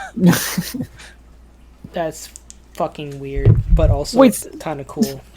Wait, so who leaked those 3 chapters? Like, was it her herself, like, as a publicity stunt? Like, who had access to No, it wasn't her. Someone, like, I think, hacked into her, like, computer or something. Oh, they hacked it. Okay, that makes sense. Yeah, she didn't release it herself. Why would she share it? No, she didn't share it. It was, like, leaked online from others.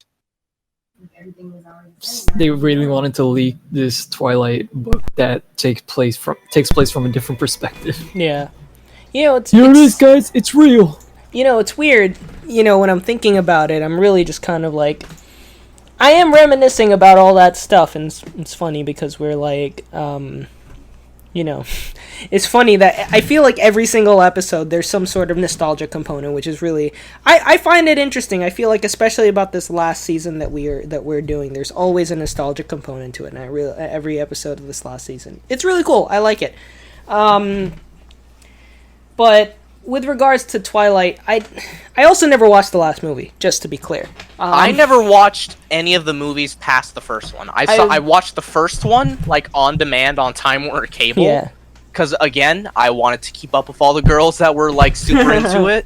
Yeah. I guess, in all fairness, from what I hear, the first movie is one of the better movies. There's 5, by the way, because there's 4 books. Yeah, they split the last one. But then they split the last book into 2 parts. They pulled, like, a Harry Potter, I guess. Yeah. Because they did the same thing with the last Harry Potter book for the film adaptations. Yeah. But, I only saw the first one, and I generally hear from people who sat through all of them because of their girlfriends at the time, that apparently the first one and the last one were probably the best ones. Okay. Because apparently the last one just straight up becomes like X-Men at some point, where there's like a 15-minute like pretty cool fight Oh, that's cool. and everything. That's what I hear, apparently. But yeah. I haven't watched the last two movies.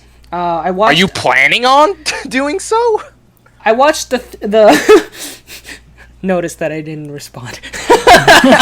Yeah, like Eventually, maybe. I don't know. why? I've only seen the first 3. I know how it ends, I but don't have any interest I'm in curious. the last one. I like to. Yeah, I don't have any interest at all. Yeah, I don't have any Why interest would you in- want to go back and finish that? I don't have any interest. I'm just curious. I don't have any interest, but I'm still gonna waste my time. Okay. I'm Cool. just curious. But actually, though, like, Do you want to watch it together? yes. So the last. The third. I watched up to the third movie, and ironically, I watched up to the third one. Not in theaters. I watched the first 2 in theaters. The third one, I watched on demand. Just because it was one of the only movies they had, and I was like, you know what, sure, fine, why not? I have 2 hours to kill. That there are no other movies here that I can watch, so I will watch this. This was I demand you show me this movie for $5.99. this was maybe when did that movie come out? 7 years ago, something like that. I don't know. I think so. Yeah, it's been a long time. I never Yeah. actually watched it, but so I watched it. I thought it was kind of interesting. Meh.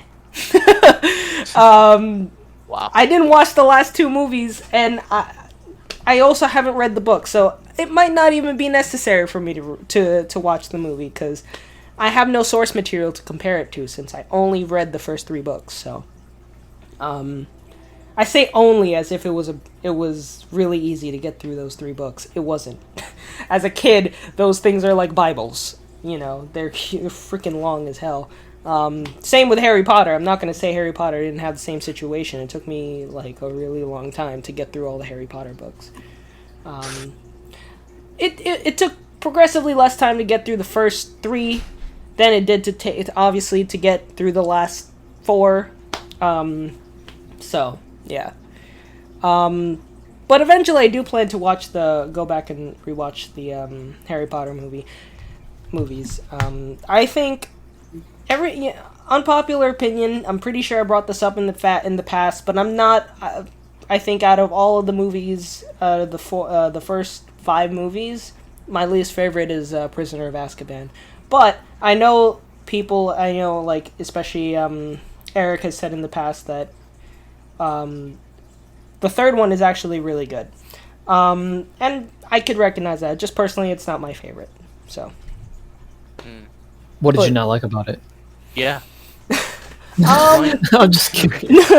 I just felt like at the time when I was trying to enjoy it, the whole I guess I really liked the themes of the first 2. The third one I felt like was maybe it was the darker side to it that I wasn't really a big fan of, but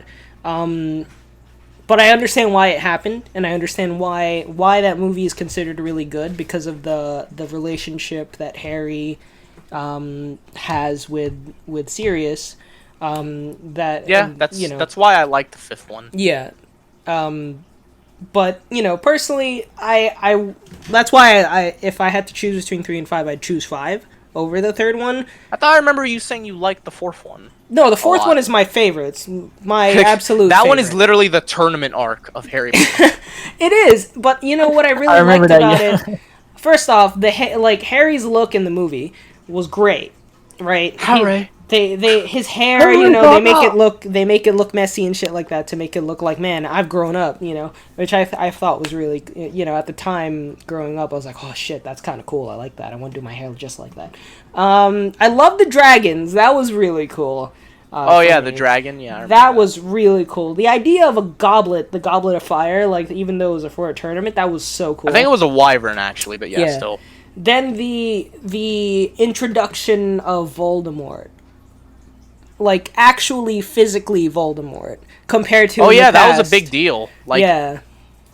In all honesty, Goblet of Fire was basically filler until, like, the very end. And that's when, when I was watching Goblet of Fire, I remember that was a huge turn for me, because I had been watching and playing the games for the first 3 of them, kind of not really expecting. Yo, yeah, a I had some lot. Harry Potter games too. I think I Yeah. had the Goblet of Fire game on PSP and GBA. I had the Goblet of Fire. There was I don't know if it was a Goblet of Fire game, but the Game Boy Color game. I don't know. You guys remember that?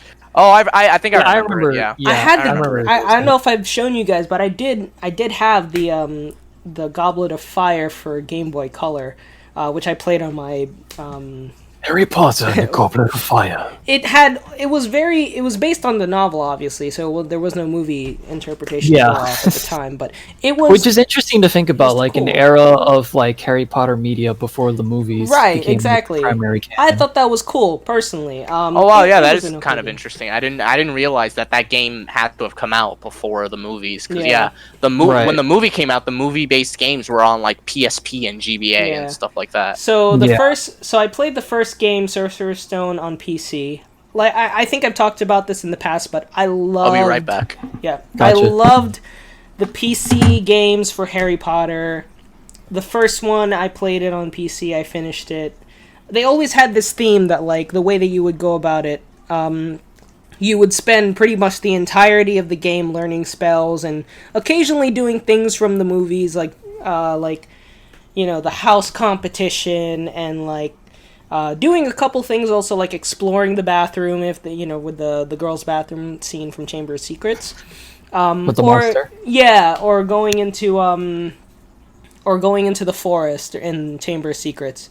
And I've talked about this before, but there was that scene where he fights the giant spider, and I kid you not, that boss battle in the PC game was the hardest boss battle and probably one of the first boss battles I've ever had to encounter in the past. And I think it actually was the reason why I developed an arachnophobia, because of how gigantic that freaking spider was. And also why it is my least favorite part of the ride when you go to ride the ride at Universal Studios. It's the moment when you have to encounter all the spider. It is like my least favorite moment because it is just... The rest of the ride is fun. It's that one moment that I absolutely hate. And everyone shares the same exact opinion, thank God. But, so I played the first two games on PC. Then I also had Chamber of Secrets on PS2 and GameCube, because that was my favorite, out of the two games, that was my favorite, game. It was the Chamber of Secrets game. I like the final battle that you have with the snake in Chamber of Secrets. It's one of my favorites. But yeah, you spend the entirety of the game learning spells, doing movie things, and competing in the House Cup, which is really cool. And then at the end, you face off against the spider, or you face off against the... in the case of the Sorcerer's Stone, you face off against the Professor. The third one, I had that game for Game Boy, Prisoner of Azkaban. It was an RPG game. Literally down to the punch. It was like, fight. And it was like a Pokemon game, and you played as Ron, Hermione, and Harry, and you go explore dungeons, and every time you face off against a villain, you have to do the whole, like, RPG, face off against a villain, choose an action, something like that. So that was pretty cool.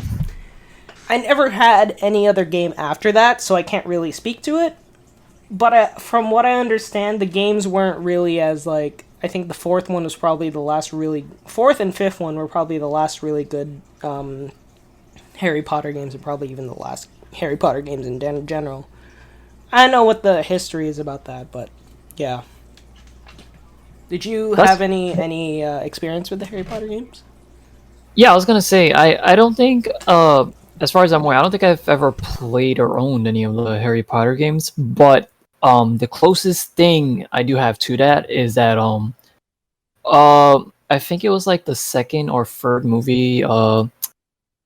Which one was what were the second and third movies again? Second was Chamber of Secrets, third was Prisoner of Azkaban. Alright, so I think it was the second one, Chamber of Secrets, but that you were just talking about. So I remember there was a DVD menu game, because I owned this collection back in the day that had the first three Harry Potter movies. And on there, for the second movie, there was a DVD game where you actually, like, went around, I think, like, the chamber and the campus and all that. it was like a point and click game basically, Right.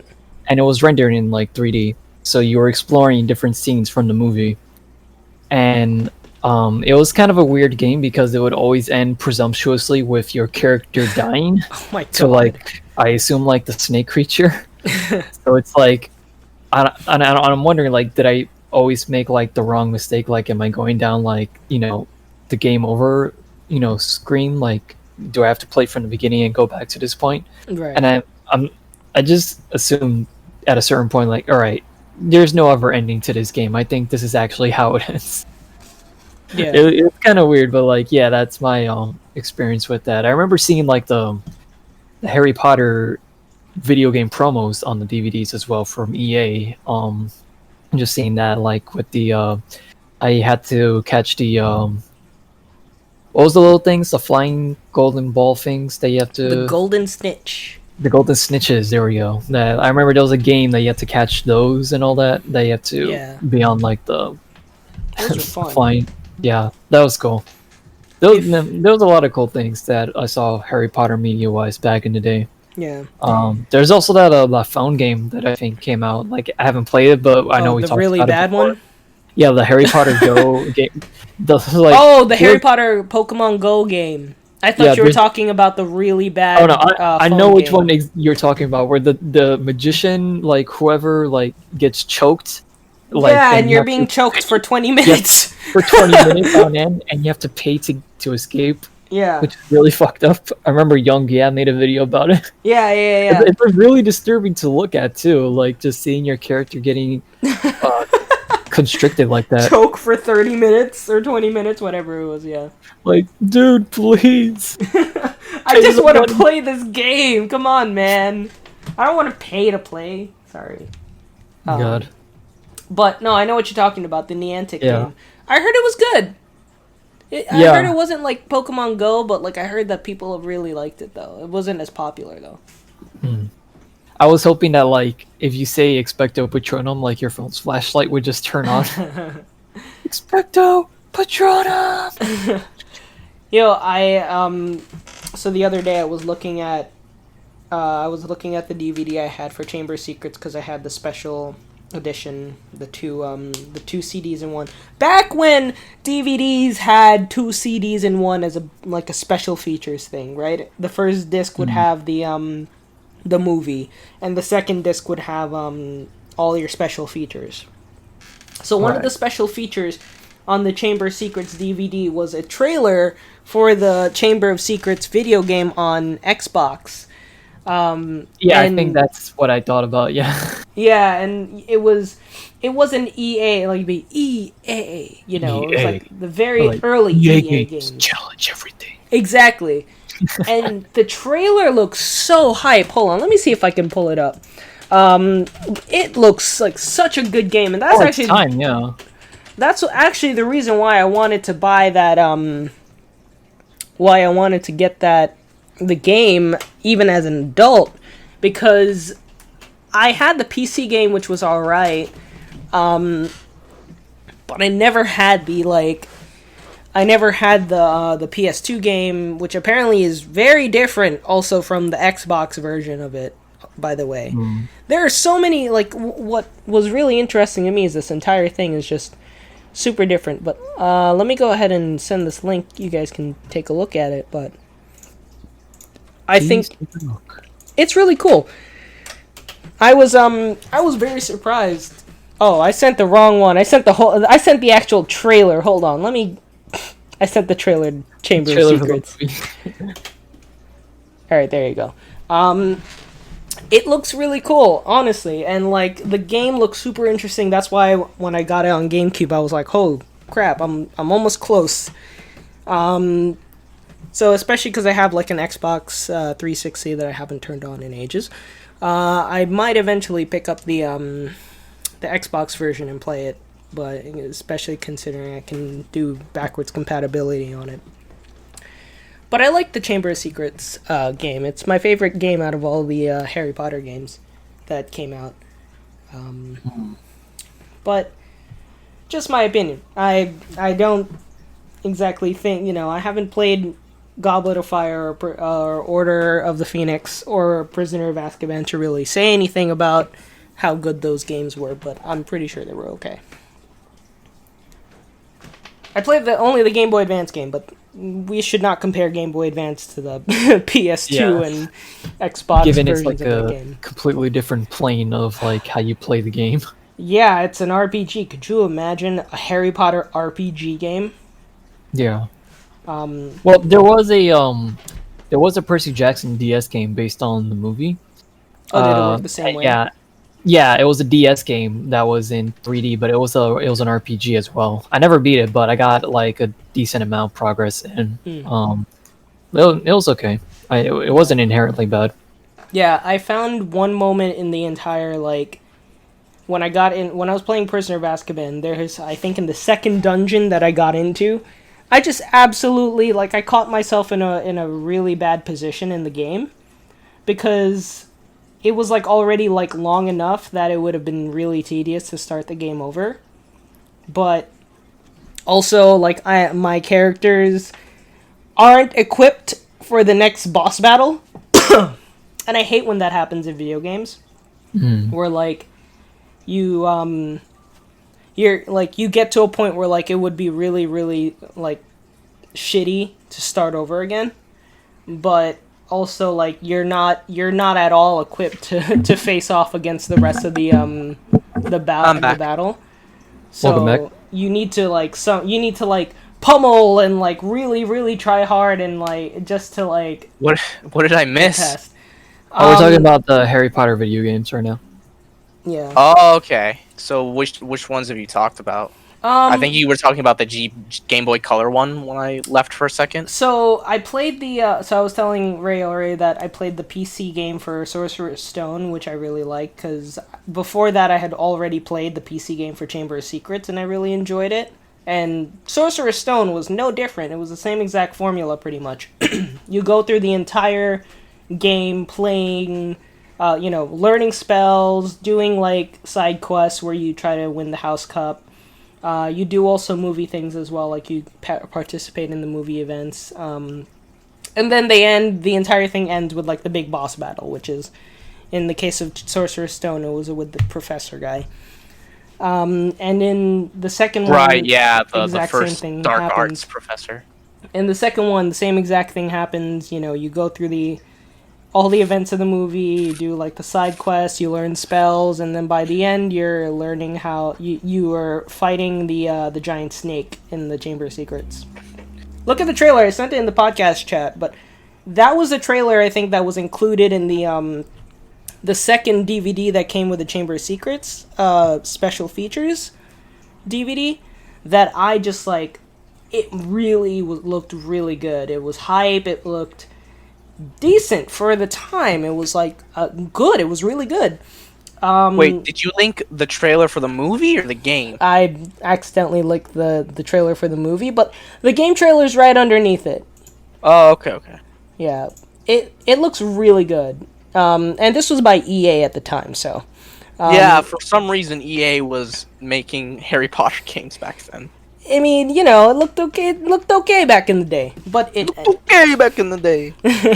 but now, can't really. Why do you sound like a deli store owner? Yo, this Harry Potter game was a very okay back in the day. Would you like a toaster butter with that? Wait. You said deli store owner, like a bodega owner? Hey, a bodega owner, yeah. I don't know if I've ever met a bodega owner that sounded like that, though. Oh, no, there are. I met some. Okay. You want to snack my friend on the $2? $2. $2. Where's Isaac? Yeah, I think Isaac's dead. Okay. Isaac, you dead? He's there, but he's on mute. Well, we don't know if he's even hearing us. I'm still here. Oh, okay. Hey, yo, what's up? Yo. So, what do you think, Harry Potter? Oh my god. Yay or nay? This is what I missed? Yes. Is this a trick question? No. No. We were talking about Harry Potter, and then we transitioned into Harry Potter video games. So I don't know how we Harry got Potter into a games? Harry Potter I mean, tangent, but we did. I haven't really played that many, to be honest. The Harry Potter, just video games in general, I haven't played them. Harry Potter, the movies are cool. Yeah. Mm-hmm.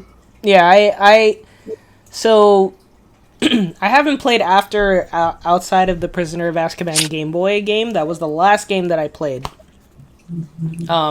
But the what I can remember is that I just really enjoyed the first three. But like I was saying before, the point where things really changed for me in the Harry Potter when it comes to Harry Potter was definitely the end of Goblet of Fire when we, like I said, you finally see Voldemort in person for the first time, and he is as villainous and as evil as you can imagine, and he's there, and the stakes automatically just jump to like, oh yeah, we're in a tournament arc, and then now it's like, ha ha ha, Voldemort, Battle City, but with Harry Potter. Yeah, or even I was gonna say Fairy Tale, but lots of people wouldn't understand that. But yeah, it was like that moment where like, yeah, tournament arc, and then all of a sudden, yeah, the big bad comes here. Here you go. It really is a tournament arc. And then just out of nowhere, it's like, let's just have this fucking tournament. Why not? Yeah, and then the rest of the movies is just like an all-out war against the Death Eaters, pretty much. From Goblet of Fire onwards, it's just there's no that light and heart and happiness that you felt in the first up to the end in that fourth movie. Well, I don't know. The third movie was kind of dark. Well, yeah, it was dark, but I mean, just I don't know general. if I'd consider that a happy one. Well, I mean, yeah, just in general, just like some sort of general undertone that there is some sort of light. It's kind of like it just Harry kind of falling dissipates. into depression. Oh man, this is such a happy movie. Yeah, This movie's great. but yeah, I Lawrence think is like laughing. It's like hilarious. especially like in the end of the fourth movie, who ends up is it one of the Weasley brothers? No. In the end of the fourth movie, Yeah. it was one of the Hufflepuff kids. Yeah. He ends up actually like dying. He was participating in the tournament as well, and he got to the end with Harry, and yeah, he died. Voldemort, right? Killed him? Yeah, Voldemort's henchman killed him. Yeah. Right. And see, and that's my thing. It's just like the fact that those stakes are so much higher. I just feel like it's just a huge shift for me. That's why I really love the fourth movie. No, that's just my opinion. I was gonna say I remember. Sorry, I yawned. No, go ahead. I was gonna say I remember. A lot of people, myself included, were kind of stunned that Harry ended up with Ginny, because it seemed like they were like Yeah. Harry and Hermione were gonna be a thing. Up until that fourth movie.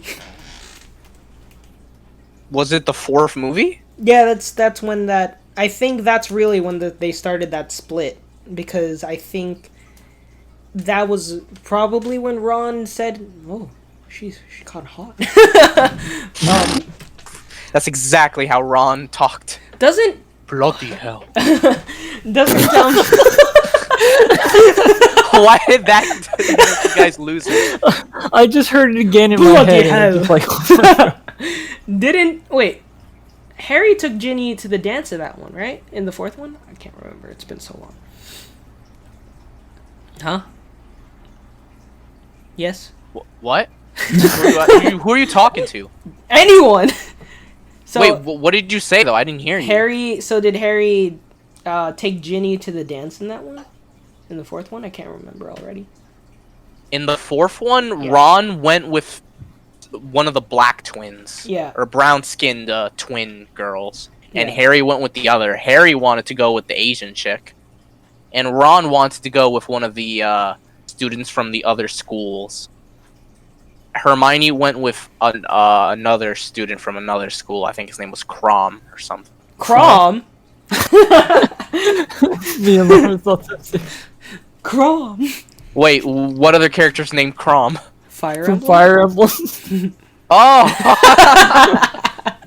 I think it was like Victor Crom or Victor Crom. Oh, something yeah, like that. Victor Cromwell. Crom gets his chance. I think it's Cromwell. I could be absolutely butchering this right now.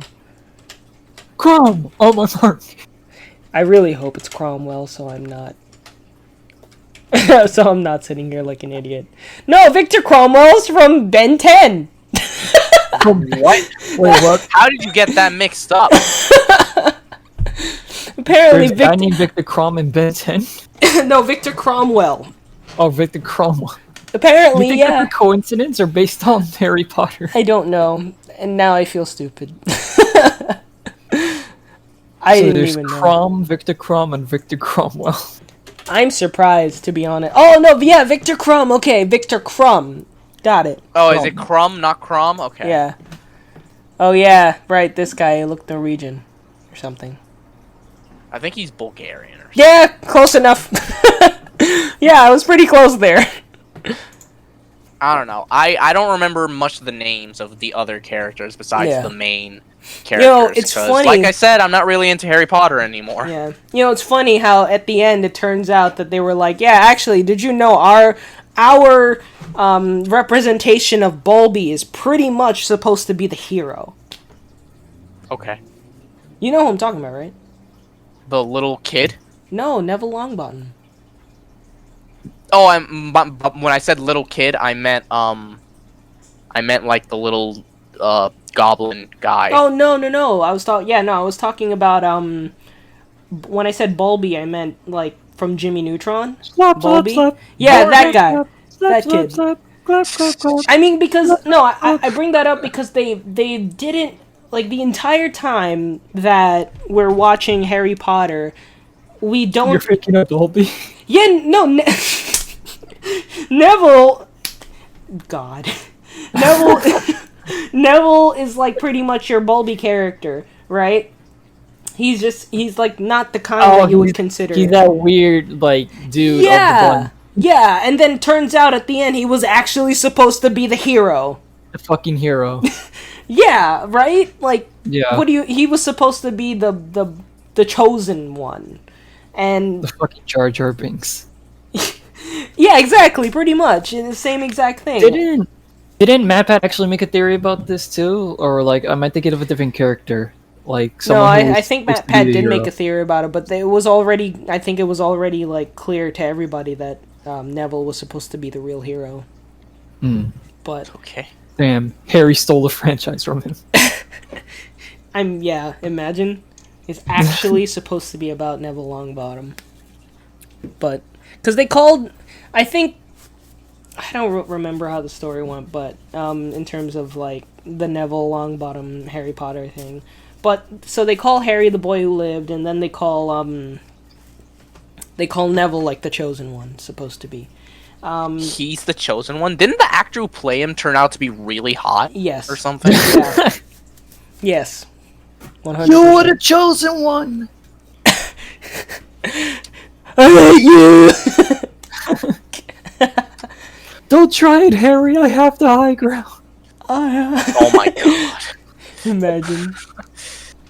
But, yeah. I was gonna say, it wasn't Daniel Radcliffe in like some pretty good movies after Harry Potter ended, like pretty good indie movies to be specific. Yeah, I think so. Just like Robert Pattinson also ended up still having a good career after. Well, the Robert movies. Pattinson, the funny thing with him, he hated Twilight. Yeah. He basically just did it for the money. It's hilarious seeing interviews where he's like, God, this book is shit. But hey, I'm getting paid. And in all fairness, yeah, like, I haven't seen some of the movies he did after Twilight, but I've heard he's actually not that bad of an actor, so. Yeah, no, I haven't. I heard the same exact thing. Unfortunately for Taylor Lautner, who was Shark Boy, it didn't work out quite as Yeah, nicely. he went on to do, like, Adam Sandler Netflix movies or something, didn't he? Oh my god. That's insane. I can't believe it. Which is really weird because I remember girls going crazy for him as a kid. Taylor Lautner, yeah, people went nuts for him, dude. And then at the end, it turns out he actually is the biggest joke that came out of that. It's so weird, honestly. I feel bad because I mean, like I said, he actually he got out of the whole Shark Boy and Lava Girl thing to do something really good for him. And then by the end of the Twilight series, it's just like, yeah, that guy, you know. I don't know. Wasn't he in that movie where his identity, like, or it turns out like he's a boy who's been missing for a long time, and he finds out his identity online or something like that. Like he does a face search, and then he finds out, oh yeah, you were missing since you were a child, and then he goes to find like his real family or whatever, and then he ends up getting into like a bunch of crazy shit, and his foster family's killed and all that.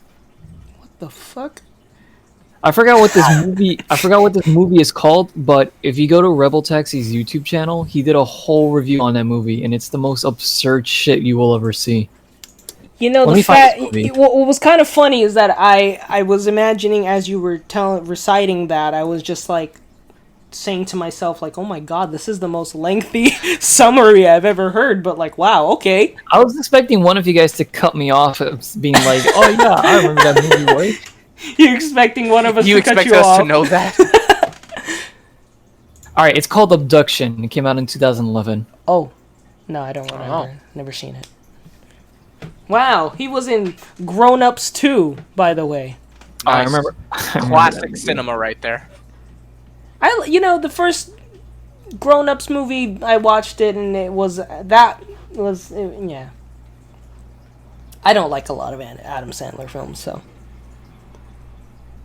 I mean, the thing with Adam Sandler is that at his worst, he's really fucking bad. Like shit like Jack and Jill is abhorrent. But at his best, he's honestly not bad. Like at his best, he's given some really good performances, both voice acting wise and live action wise. Like and some of the movies he's made are not bad, honestly. Waterboy. I remember thinking Waterboy wasn't too bad, but we talking about Adam Sandler? Yeah. Was Click okay? I can't remember. It's been a long time. I think Click has become a meme at this point, so I don't know.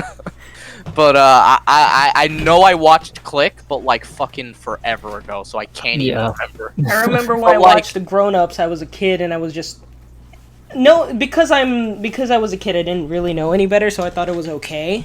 We all didn't know any better. Yeah, it was 2010. Yeah. What can you say? We saw Adam Sandler like, oh, we gotta see it. It must be funny. Yeah. It must be. Is that how y'all talked? Yeah. I still talk like that. I'm sure it's not how we actually sounded at 10, but like but yeah, like Adam Sandler isn't all bad. I do think he gets a bit too much of a bad rep. There's a movie that came out, I think, last year. It's on Netflix right now called Uncut Gems. It's not a comedy, but like it's like an actual drama, if I remember correctly. It's an actual drama, yeah. It's like the main character in it, and apparently it's really good. Yeah, I heard that it is actually good. It's really good, but you gotta be prepared for it because it'll mess you up. Wait, what? What do you mean exactly? Mess me up? I don't want to say it if you guys haven't seen it. Well, just tell me. No, I don't want to say it because like. All right, well, type it to me. All right, I'll type it. Just one thing. Don't type like one thing about it. Well, obviously, don't give us like the entire movie. Like, just say what exactly you're talking about. I guess. All right, I'll type it in the chat because I don't want people. I don't want to spoil. Yeah, I understand not wanting to spoil it for the audience, but I'm genuinely curious. So I'm not going to get to it anytime soon, but I do want to see it eventually. If you've watched Uncut Gems, then you know what he's probably referring to. I mean, I guess. I'm like waiting in anticipation of what he's gonna say. There's also that Django movie he did.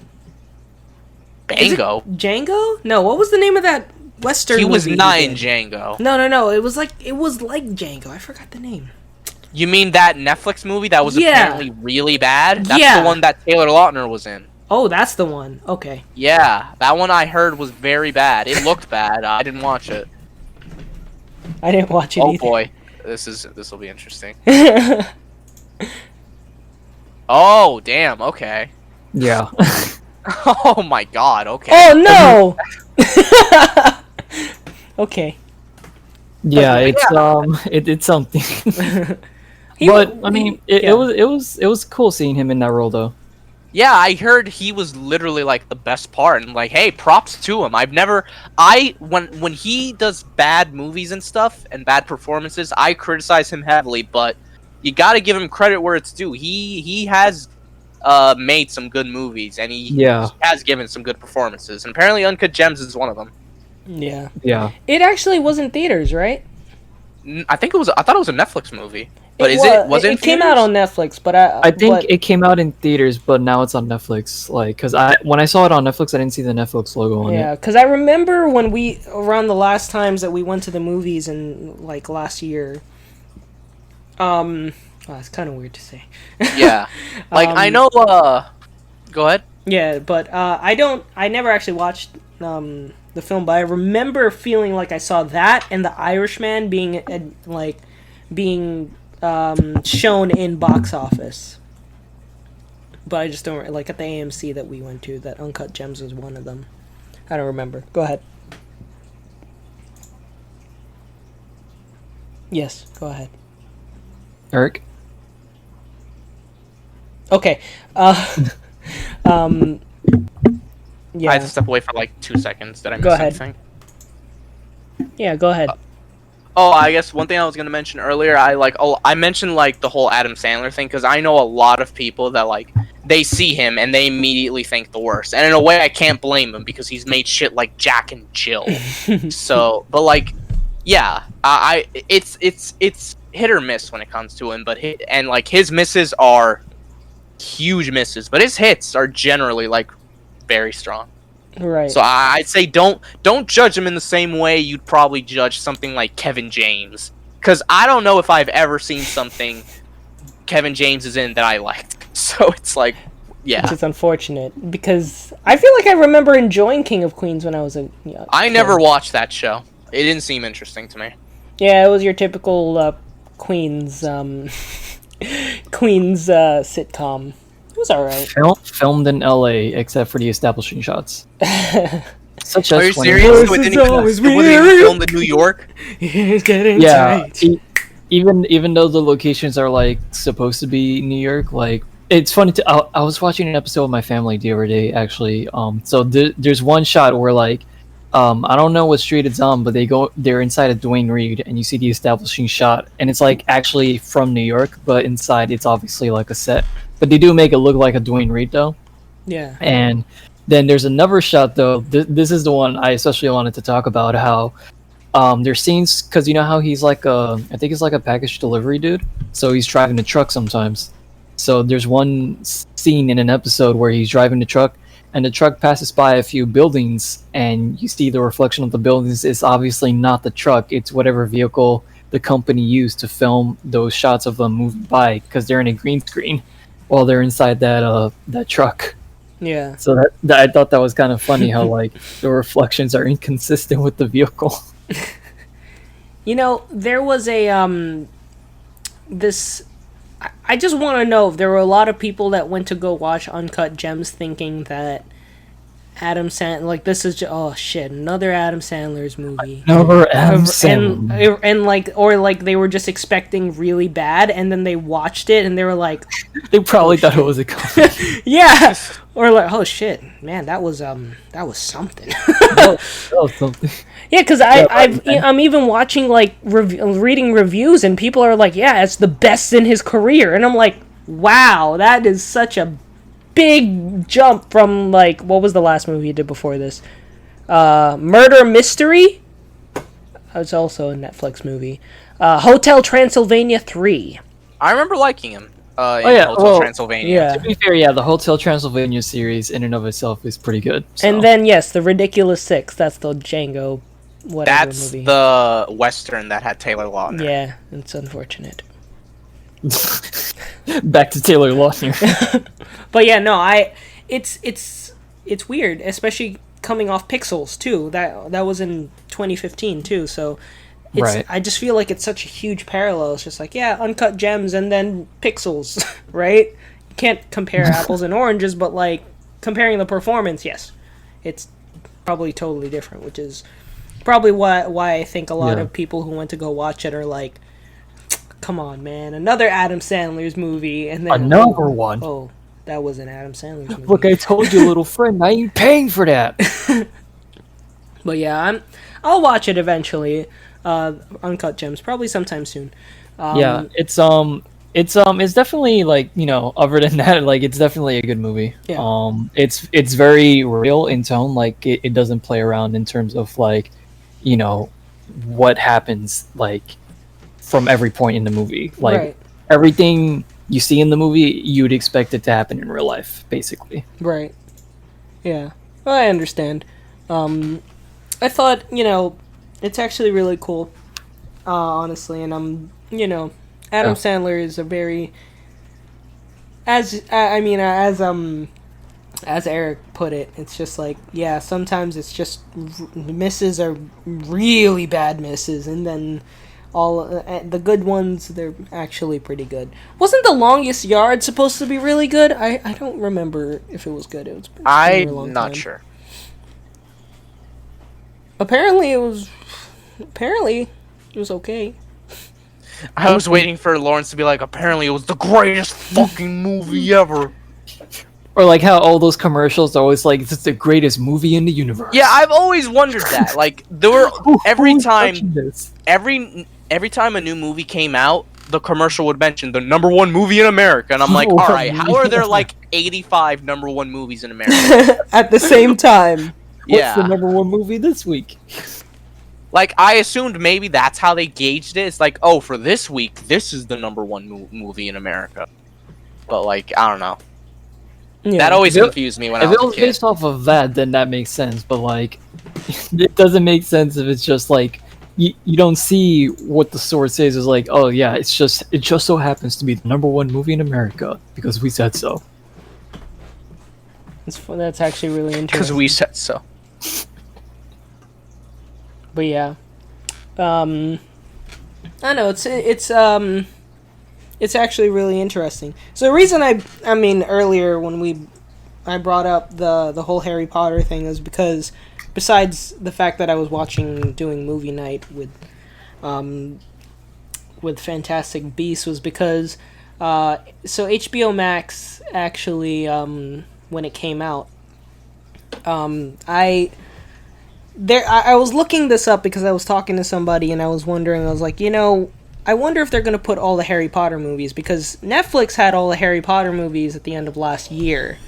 And so I was wondering... Oh, did they get rid of all of them? Yeah, they did. Okay. And that's why I was curious. I don't think I ever saw... I think I stopped after the 4th or 5th movie. Like, I don't think I ever saw Half-Blood Prince, and the 2 Deathly Hallows movies. I saw the very last scene in Deathly Hallows, and that's it.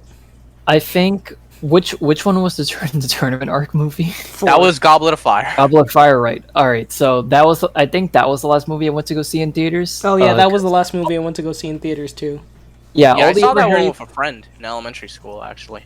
Yeah, all the other Harry Potter movies before then I had gone to see in theaters, but I didn't catch up with the ones after that. But I did see the last part of like the final movie, what was it again? Deathly Hallows. Deathly Hallows. Part 2.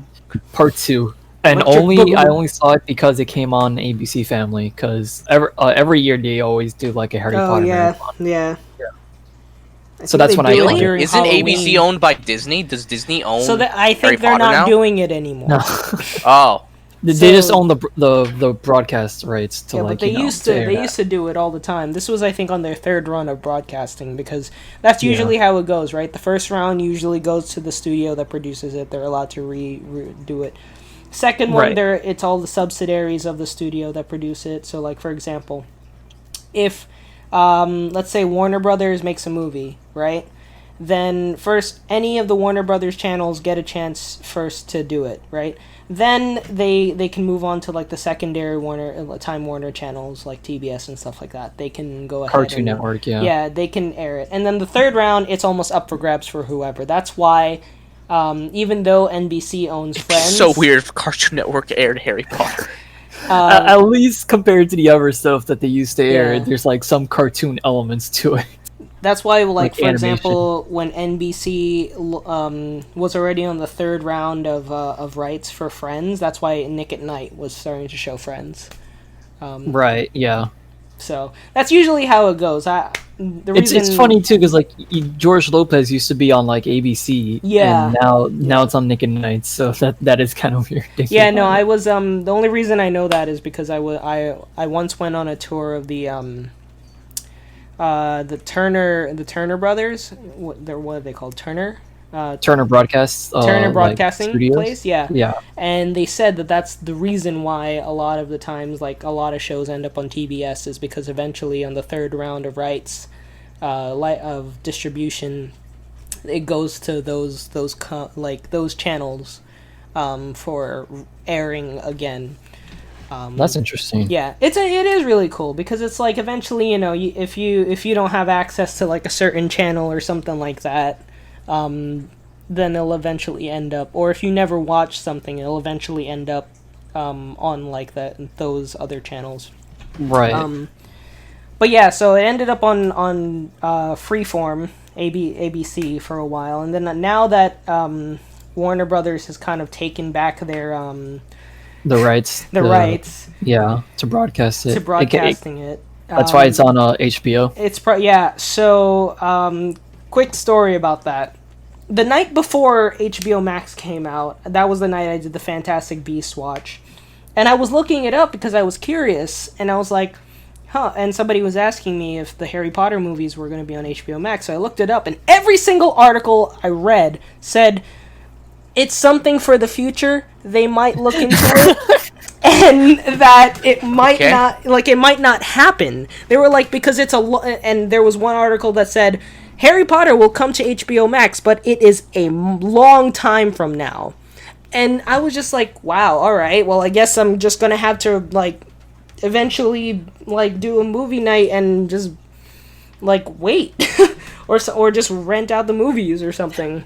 They really wanted to surprise everyone. And then the very next day, when I opened up the HBO Max app, all of the Harry Potter movies were there. All there eight they of are. them. Yeah, and I was. Oh, I thought you were gonna like go on a rant. It's like, how are they not on there? I was significantly. I wanted you guys to subvert my expectations. That's why I was significantly surprised. Not only did they deliver... Significantly, guys.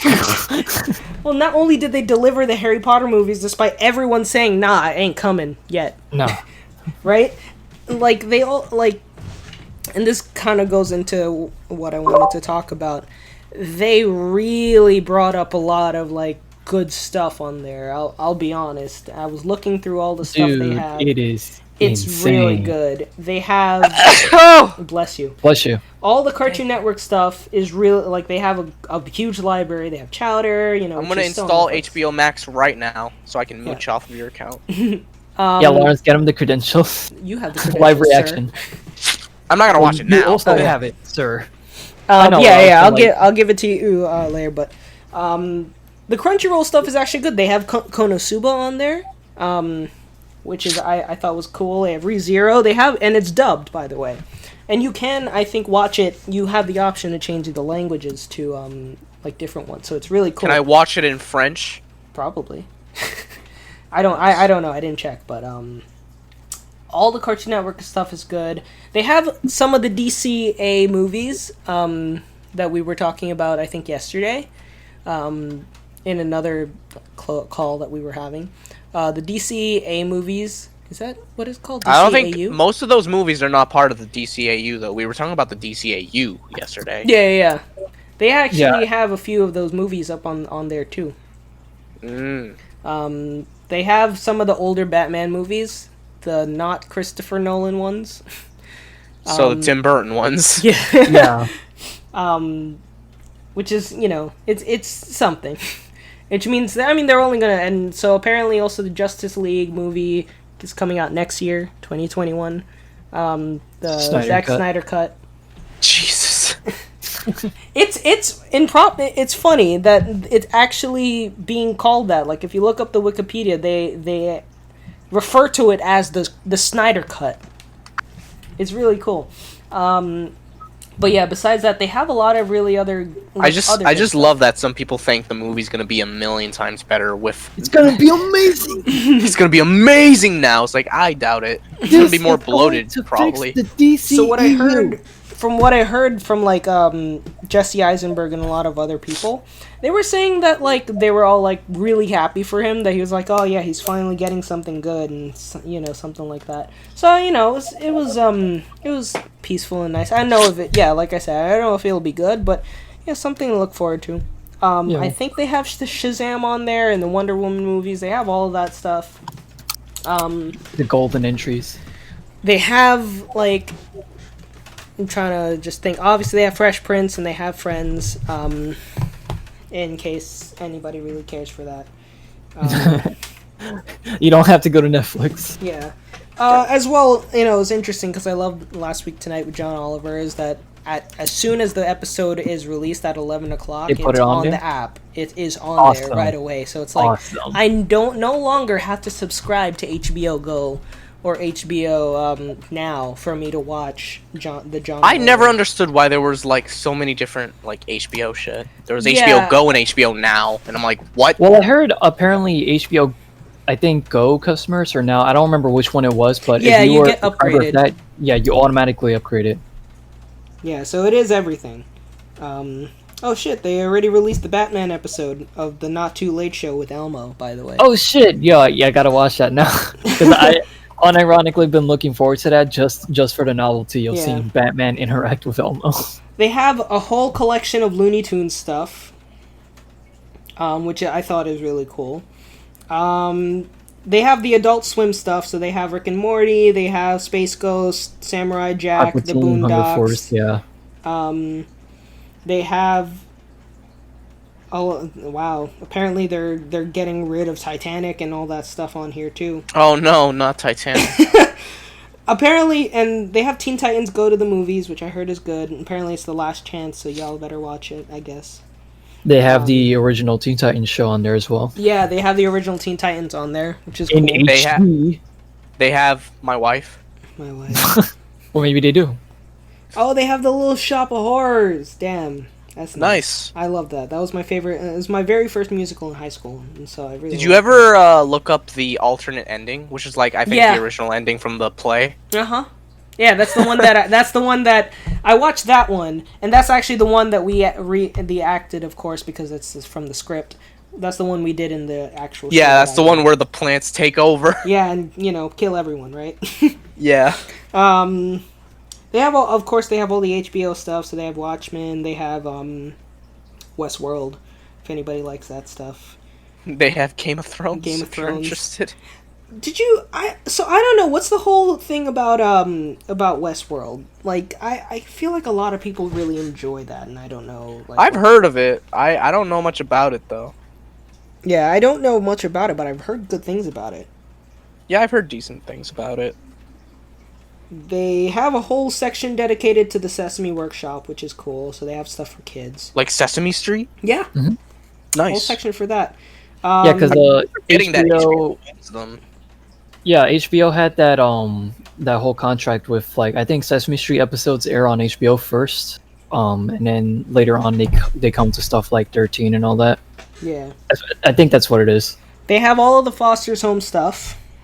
If you They even have Destination Imagination. yeah, they have pretty much all of the good Cartoon Network shows. They have Mighty Magiswords. That recent one, yeah. I heard that was really good.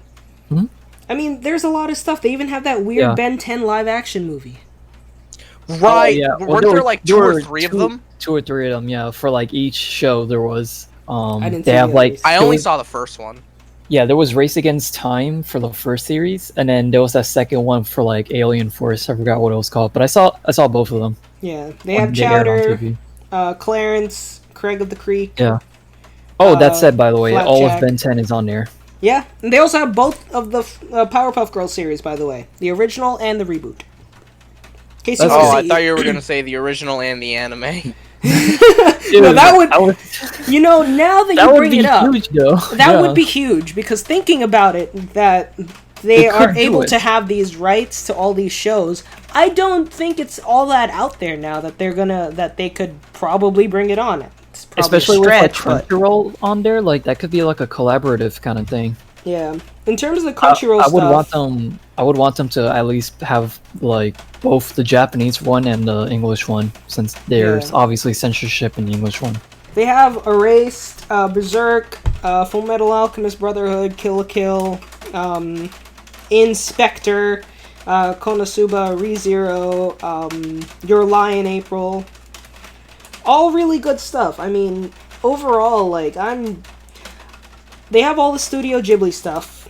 So, Totoro, Spirited Away, Delivery The whole Service, shebang. Howl's Moving Castle, Mononoke, Ponyo. You don't have to pay $30 per Blu-ray disc for Yeah. now. Which, I mean, is fine. But also, like, Yeah. if you want to pay for it, it's fine. If you want to pay for it, that's all right. But if you want to just see the movie, like there you go. Yeah, and so I'll be honest, I'm pleasantly, like, impressed by this. It is the same exact feeling I had when I got the Disney Plus one, that I was just like, wow, there's so much stuff. They on here. went in hard, and with the Harry Potter collection on there, that's easily like their answer to the Star Wars collection. Yeah, pretty much. I mean, there are just as many Harry Potter people as there are, like, Star Wars people. So, Right. the only difference is that they're not doing much with the Harry Potter stuff nowadays, besides the Fantastic Beasts stuff and And occasionally the theme parks, yeah. yeah, the theme parks and stuff like that. But I mean, just to And talk the about merchandise. HBO Max, I mean, overall the launch, like, the only thing I have against the HBO Max stuff is that they didn't come out on enough platforms, and I think that comes obviously with time. Yeah, I heard about that too. They didn't come out on Roku, so a lot of people who have, like, smart Roku TVs aren't going to be able to have them. Is it on Chromecast? Well, yeah, I mean, you just cast it to your TV, so I've been able to do that when I watched when I'm watching Fresh Prince. Righteous. For example, my parents have the 4K LG TV in the living room, and when I've been trying to watch on there, turns out that there is no HBO Max app because there was no originally HBO Go, HBO Now apps on. There is on an the app TV. now. No, for the TV though, for the LG TV. Oh. Yeah, they never had HBO on there, so it's like they're already saying, like, yeah, it'll probably be a while before HBO will come to the LG TVs. But I think just in general, the fact that it exists in general is great. But It'll come eventually. yeah, I think they need to, if they really want to be, I don't want to say a Netflix killer, but if they want to be like a major force, they're gonna have to release on more platforms. Just like how Disney Plus kind of, it's weird because the LG TV in the living room has Disney Plus on it, and the Roku TV has Disney Plus on it. And so they also aren't available on Amazon Fire Sticks. Go figure. Again, a lot of things that didn't really go right with the launch, but I think, like I said, it comes with time, and because of the massive collection for now, as if you have like a Chromecast or you have it's easy to download the app on your phone or tablet, I can excuse it for now. But if we're a year into this or 2 years and we're still not on not every single platform, but if we're not on most of the platforms, then maybe I'll be a little disappointed. But overall, I think it was a good launch. They have over 10,000 hours of content. So I'm pleasantly satisfied with it. Just like how I was with the Disney Plus launch. I was pleasantly satisfied. And so I can't really argue, against it at the moment.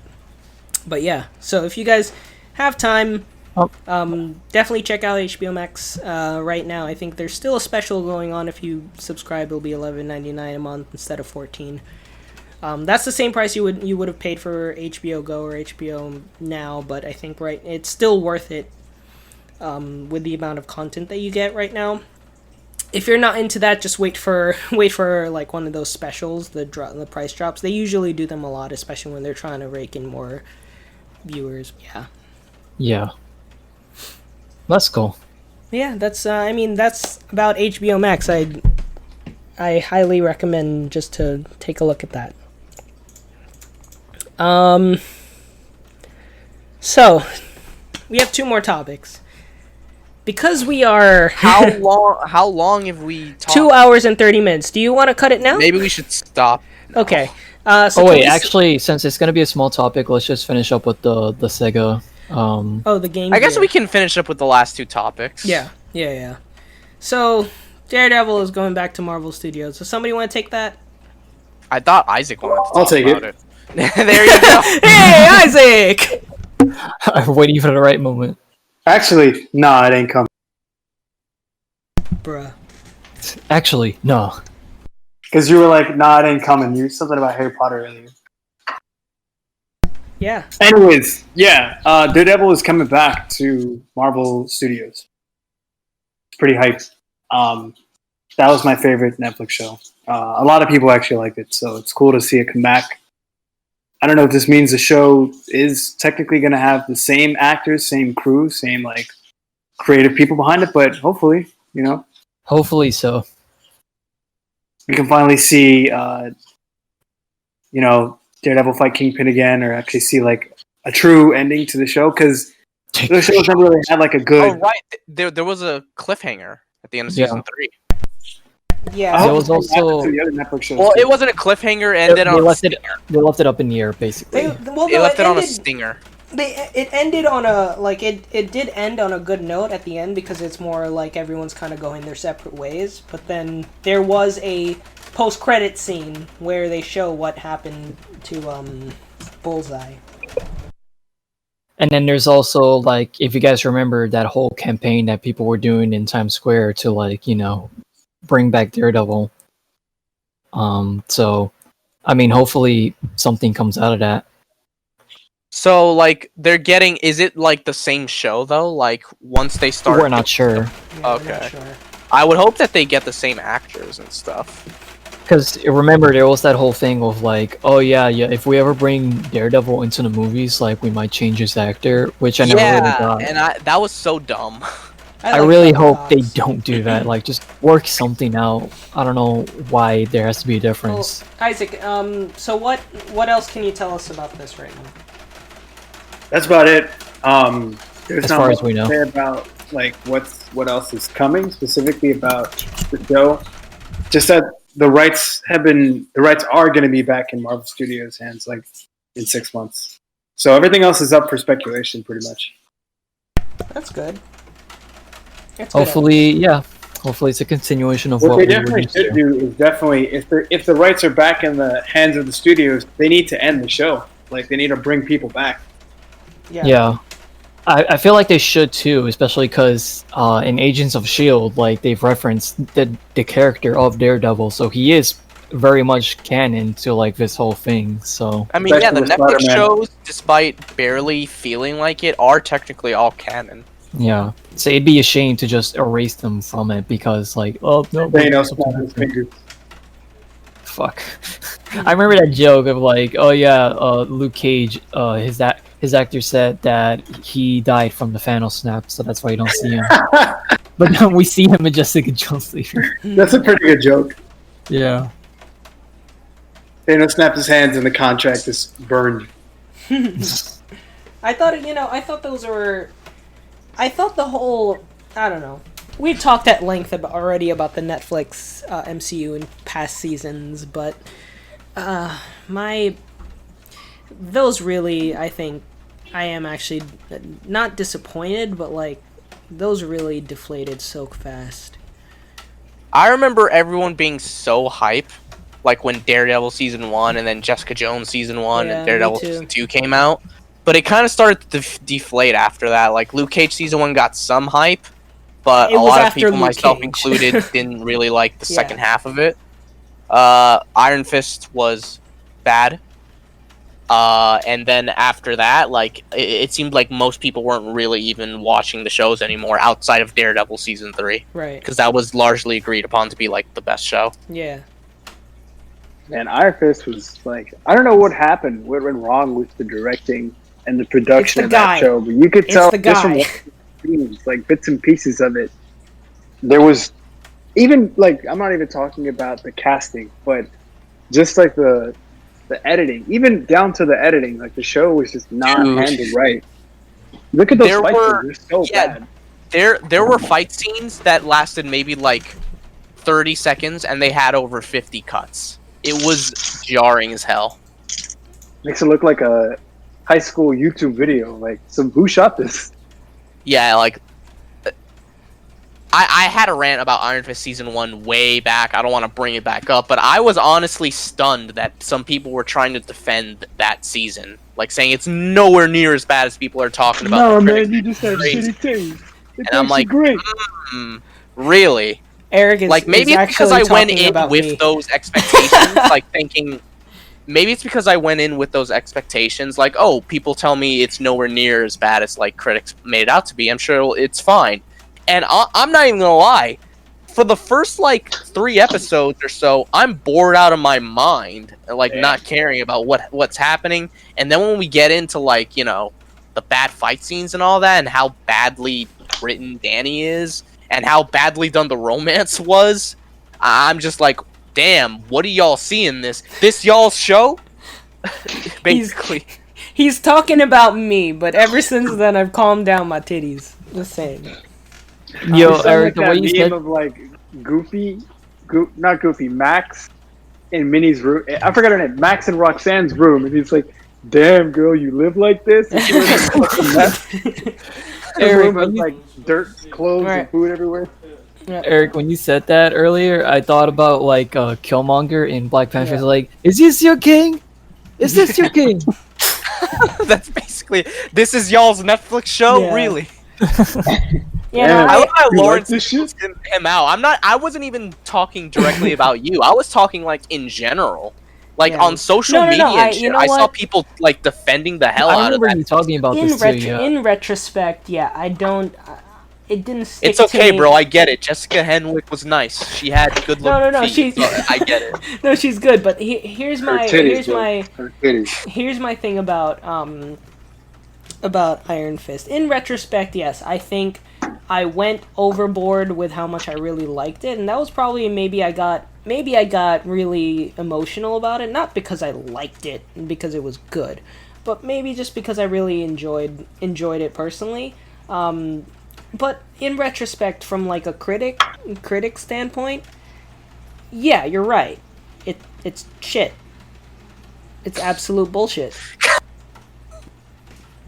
It makes I him hope laugh. I didn't like warp your mind or whatever, brainwash you into hating it. Because No. if you genuinely liked it, like I didn't want to talk bad about you. I was just speaking Imagine. like No. general, like Hey, no. I about the reaction to it. I had a conversation with a friend of mine, or rather a family member of mine who absolutely loved it. And I said, "Well, what do you love about it?" And he couldn't produce a good answer about it. Okay, And that's a good sign. and then I said, maybe there is something wrong with this show. And then I had a conversation with Why do you like it? I had a conversation with another friend, coworker of mine, who absolutely hated it, and thought it was the worst thing he's ever watched, and wanted. All right, I wouldn't go that far. He said as he bad as wanted- the first season is, but He said he wanted his 13 hours back. I would say that. Yes, I would and say so that. I said, you know what? If I'm further to the right of this, where I say like, man, I love this show, and there are lots of people. I mean, also in saying, all fairness, you weren't even saying that during the period when you're like, yeah, I don't think it's that bad. Like, that's what you were saying. You were saying, like, I don't think it's that bad. I still liked it despite all its issues. You were not going, like, it's the fucking best show ever. yeah. No, I think in retrospect, it's a horrible show.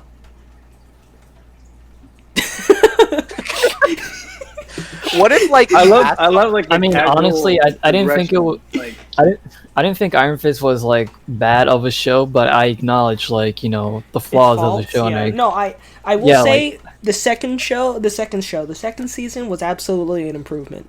I And enjoyed It was a lot. I It enjoyed was what a it bigger wanted to do, though. That's the thing. I did want to see what was going to happen after that. I did, like, legitimately. And not because of that, but just because it was promising, and I was wondering why the first one didn't do the same thing that the second one did. and I get it, introspection. But I loved. I'm not gonna say I loved. It's a strong word. I enjoyed the second one a little more than the first one, but I think everyone preferred the second season, bro. Yeah, when I put it in context, it helped that it was only 10 episodes. When I put it in context of the entire Netflix MCU thing, I just, especially with a banger like Daredevil season 3, I just can't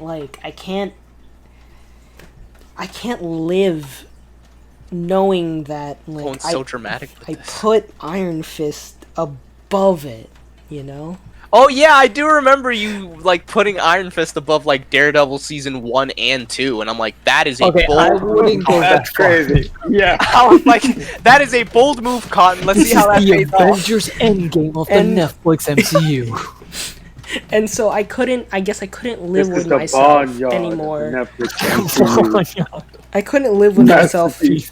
anymore, knowing that I did that, and then just going back and just saying, you know what, I need You to take a sound so step depressed. Relax. back. No, I'm just He I'm started just drinking now.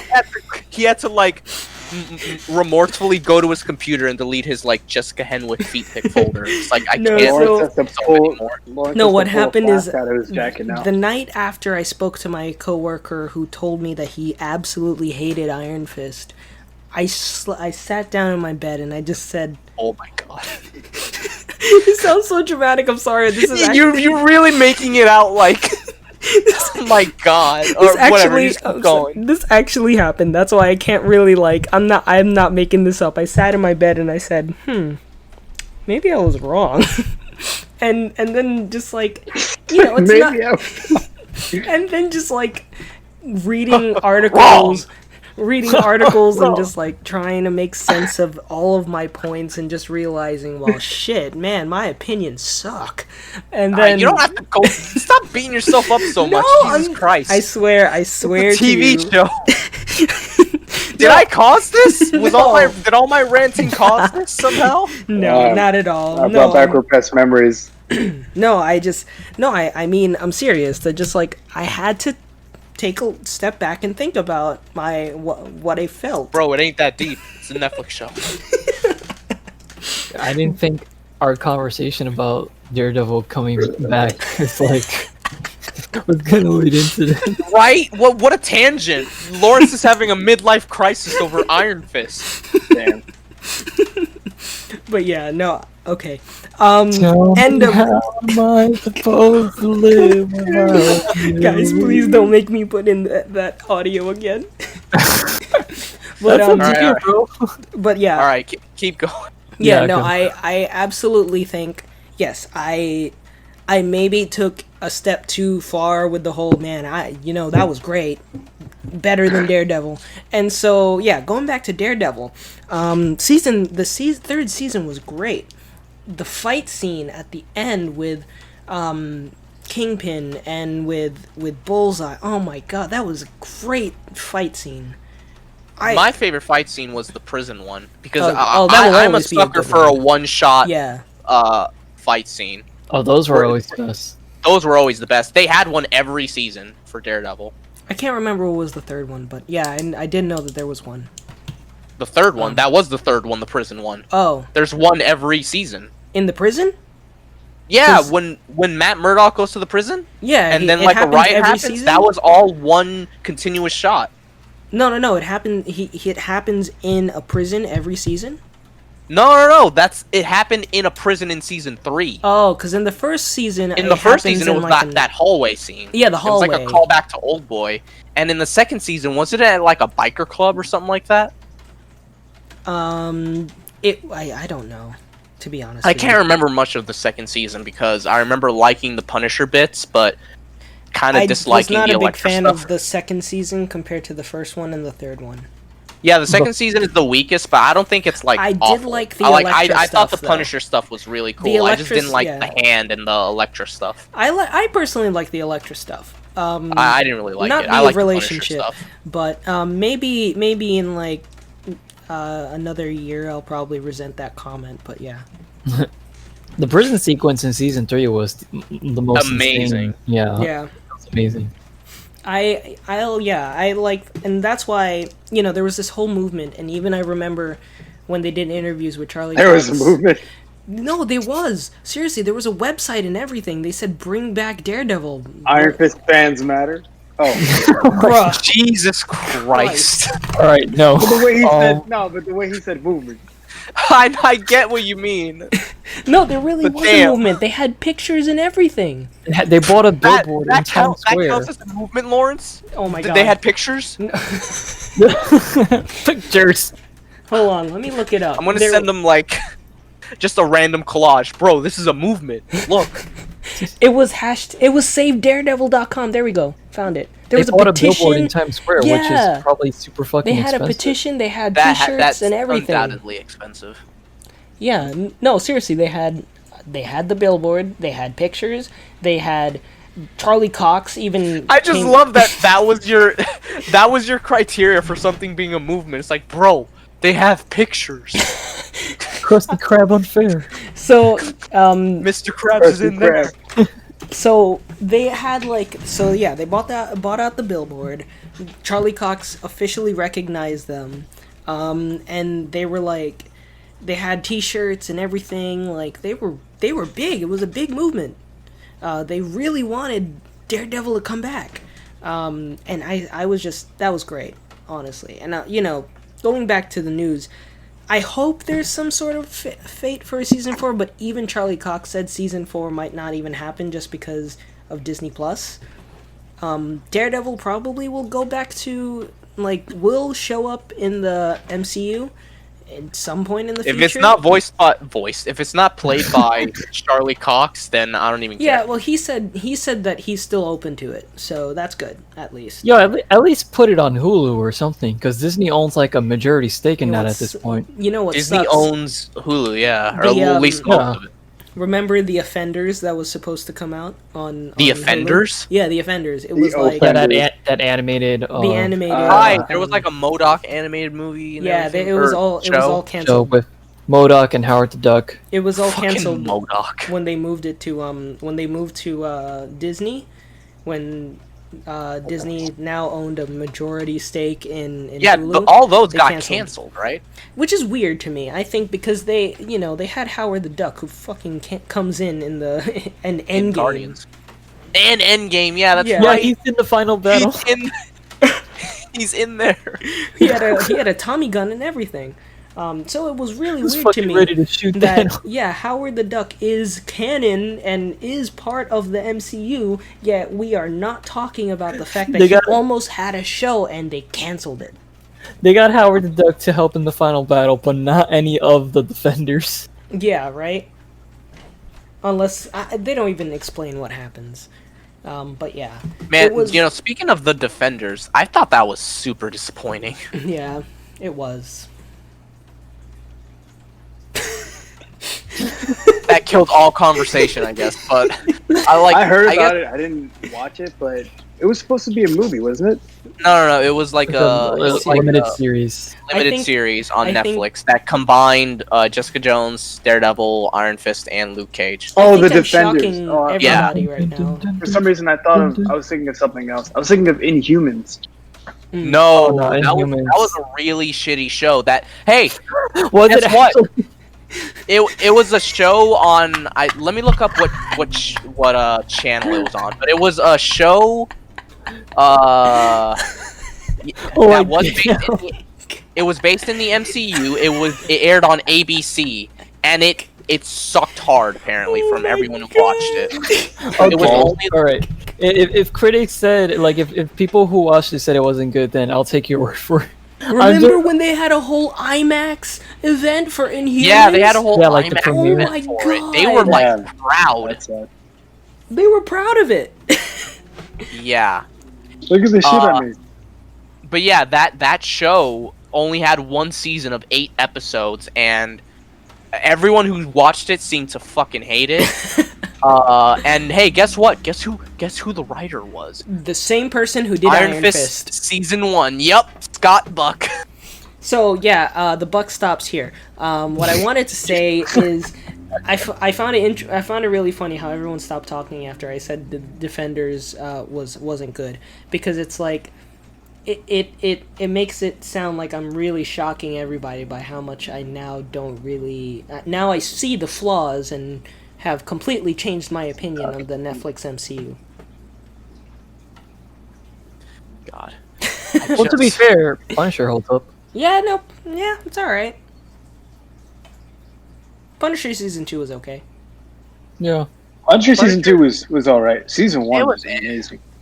I liked season 1 more, but Yeah, I like overall season 1 Punisher more. was like it was alright. Yeah, the I guess. that whole Jigsaw thing wasn't great. Jigsaw. God, his face was Jigsaw? so disappointing. his Yeah, name? it's Yeah, it was Jigsaw. Jigsaw.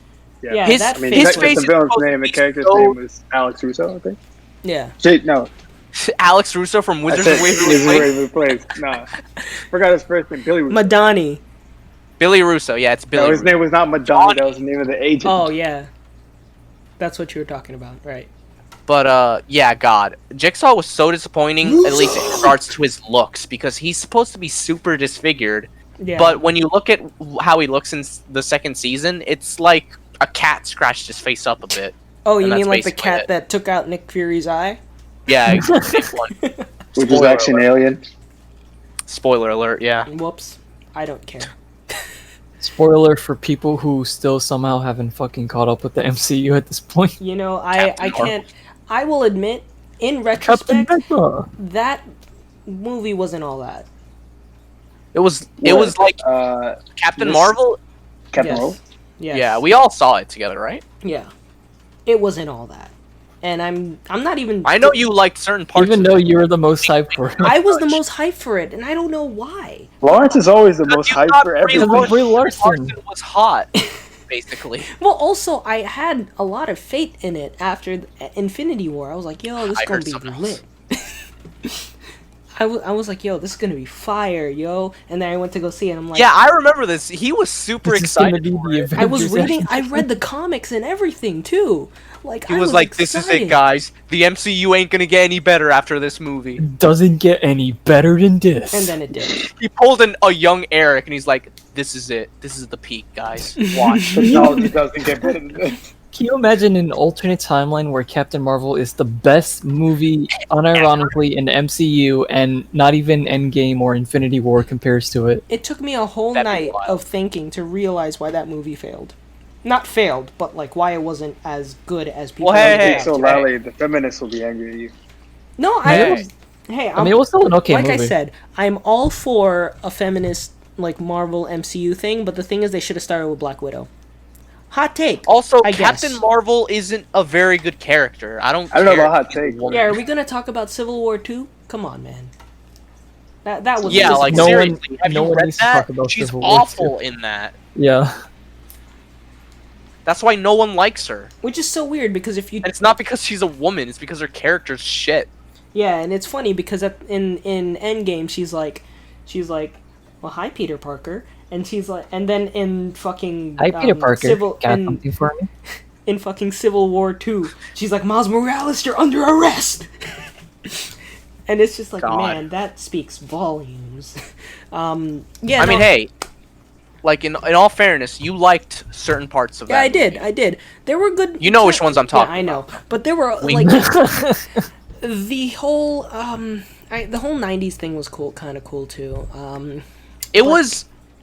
It was. I don't know, I like- feel like people were also expecting a lot because Guardians was good with the whole. I liked some of the 80s '90s things, nostalgia, 70s like thing. seeing Blockbuster. Yeah. But other like '90s nostalgia felt super shoehorned in. Yeah. Like Yeah.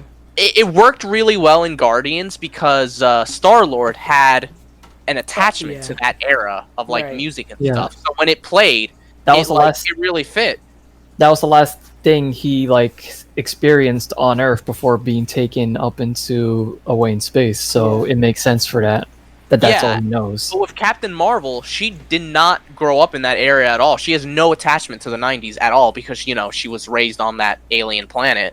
So it's like, it didn't hit quite as well, in my opinion. Yeah. No, I agree.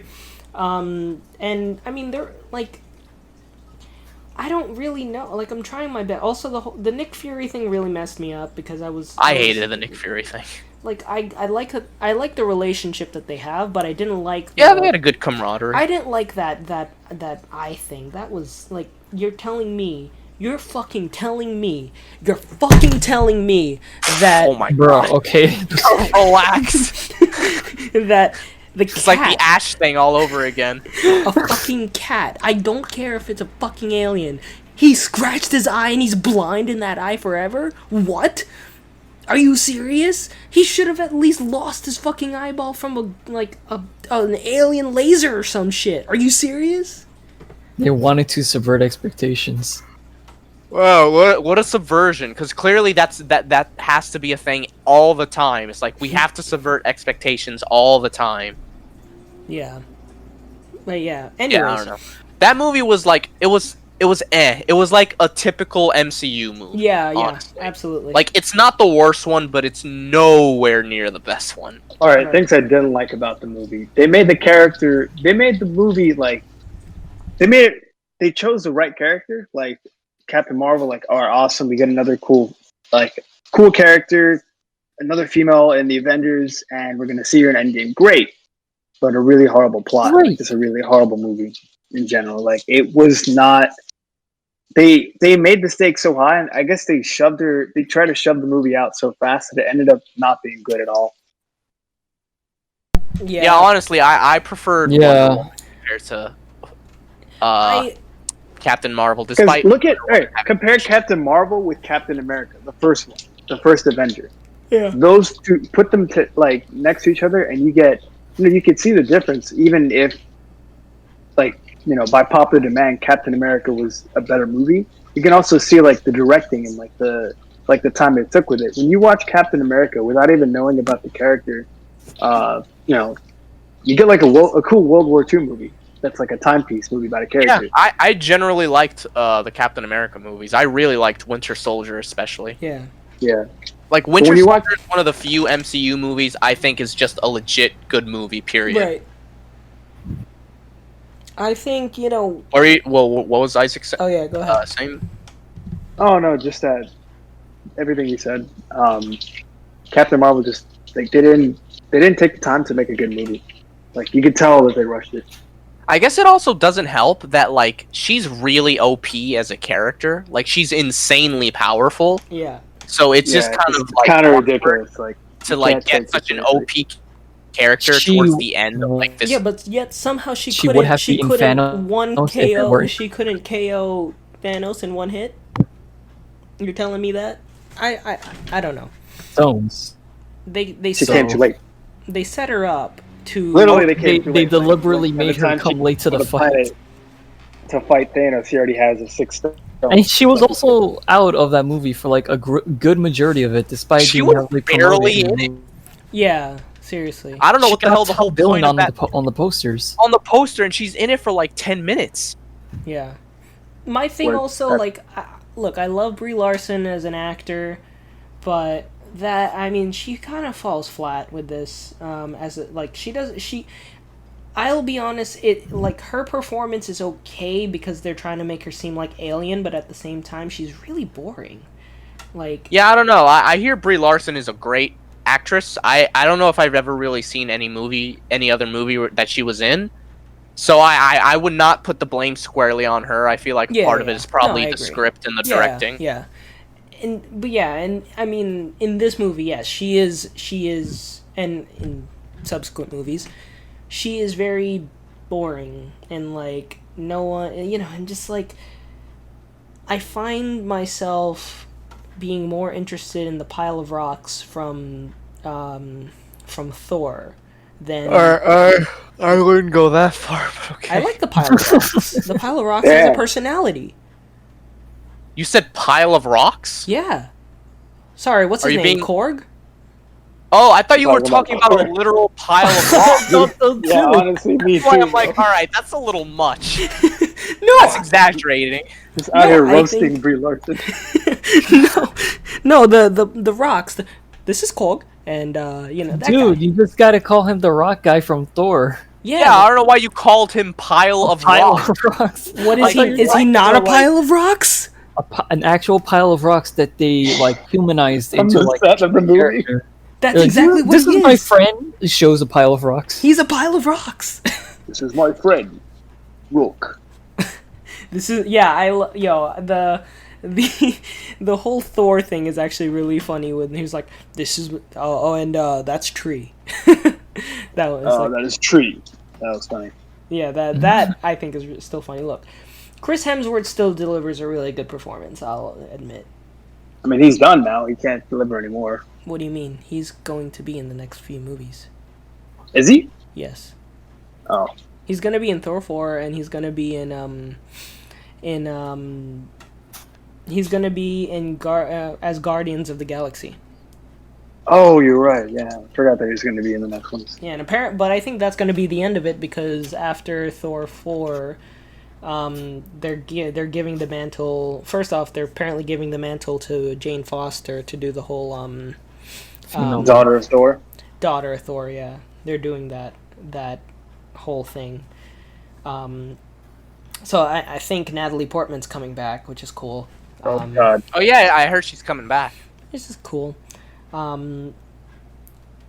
then I think after that Hemsworth is done. But that's fine. He lost an eye, so I think after that it's kind of done with it.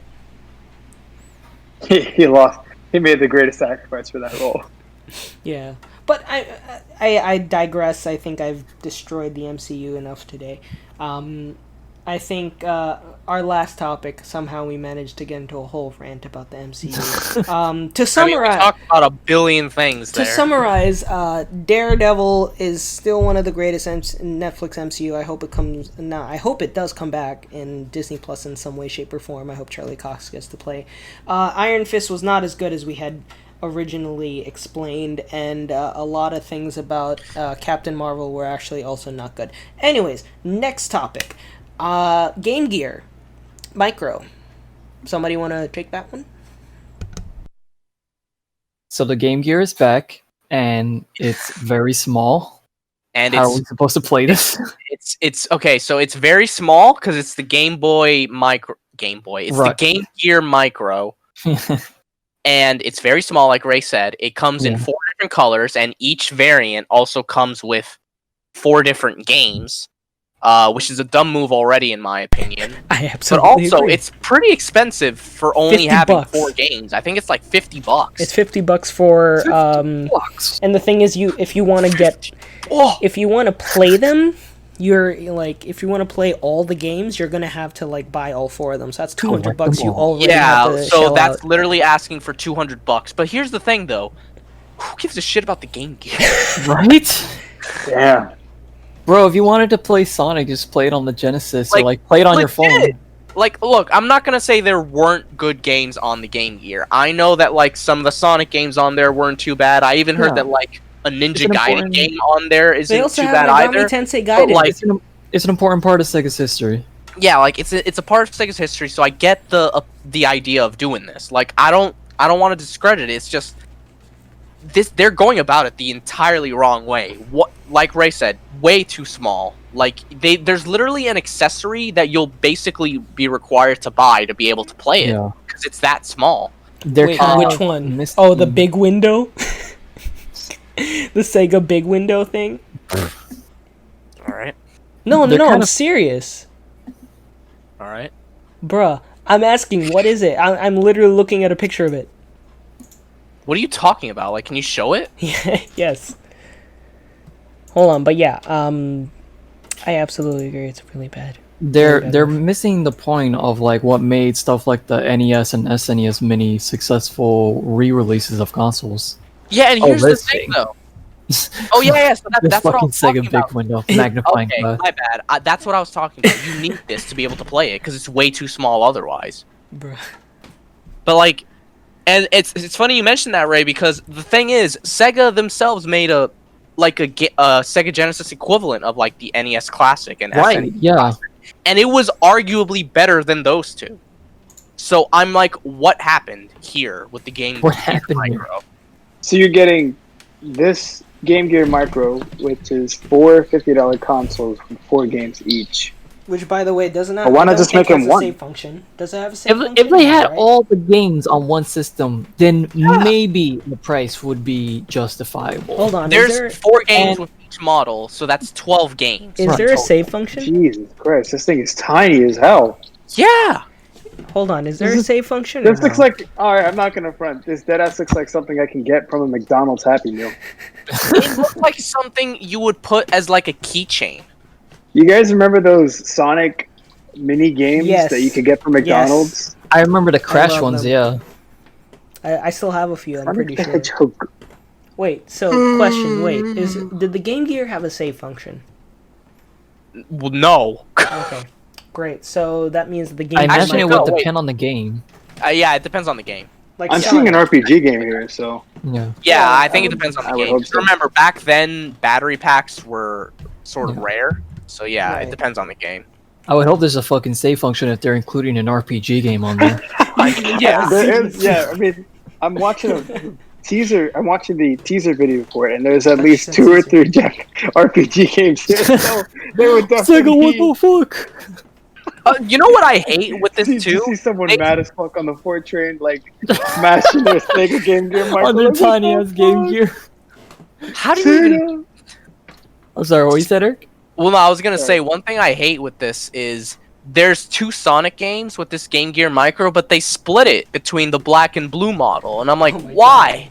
Yeah. Because they That's the want thing, you to like, buy both I of like the them. color options, like, I get it too, it's like, you know, Sonic Blue, Tails Yellow, Knuckles Red, and, you know, the classic Game Gear Black Sheen, but, like, at the same time, it's like, why you gotta split all these games, like, apart from each other, especially, like, you have the Yeah. Sonic game on the main black one, and you have the other Sonic game on the blue one. Is this releasing in the U.S.?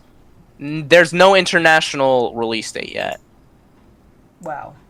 My Last God, I'm looking at Bible. a picture and it literally fits in the palm of your hand.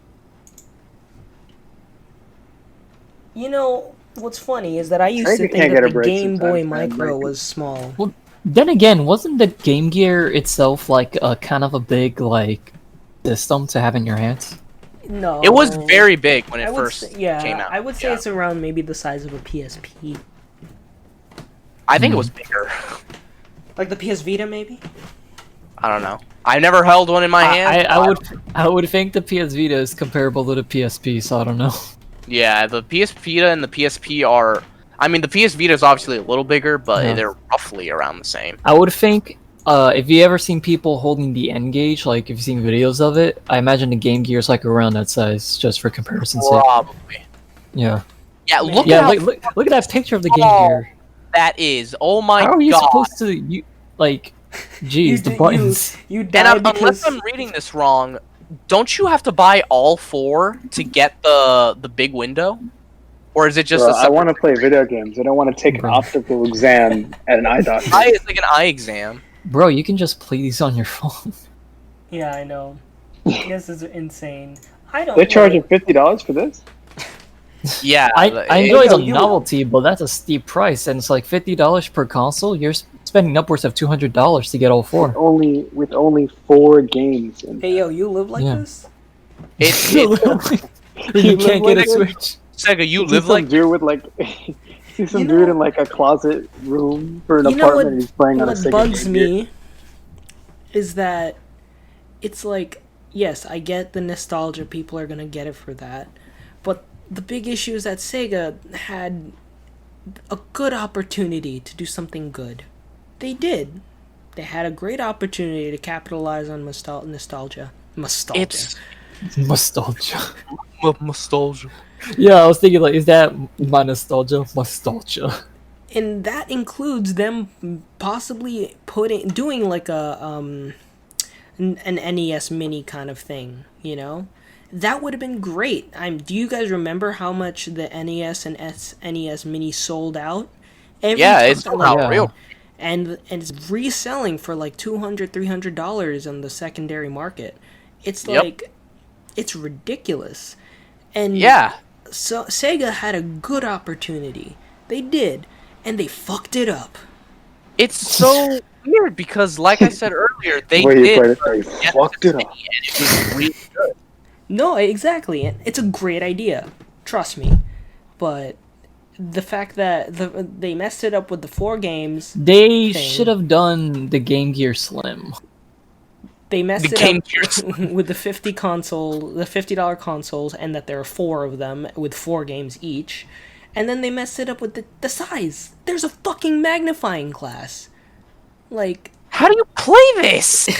imagine I'm playing it watching on the the video train. of the announcement right now, and it's so fucking small. Imagine you're on the train, the subway, right? And you're just playing this, and all of a sudden you die. Not in real life, but like in the game, right? You die in the game, and you're like, "How the hell did I die?" And you pull out your magnifying glass, and you see like some spikes, and It's you're like- like, "Oh, that's how I died." It's like that that image of the guy squinting at the tiny piece of paper trying to read it. How did I die? How did I die? Yeah, it's a bad move. I'm picturing a very tiny Japanese man playing this. Like I said, Sega had a good opportunity to capitalize on nostalgia, and they fucked it up.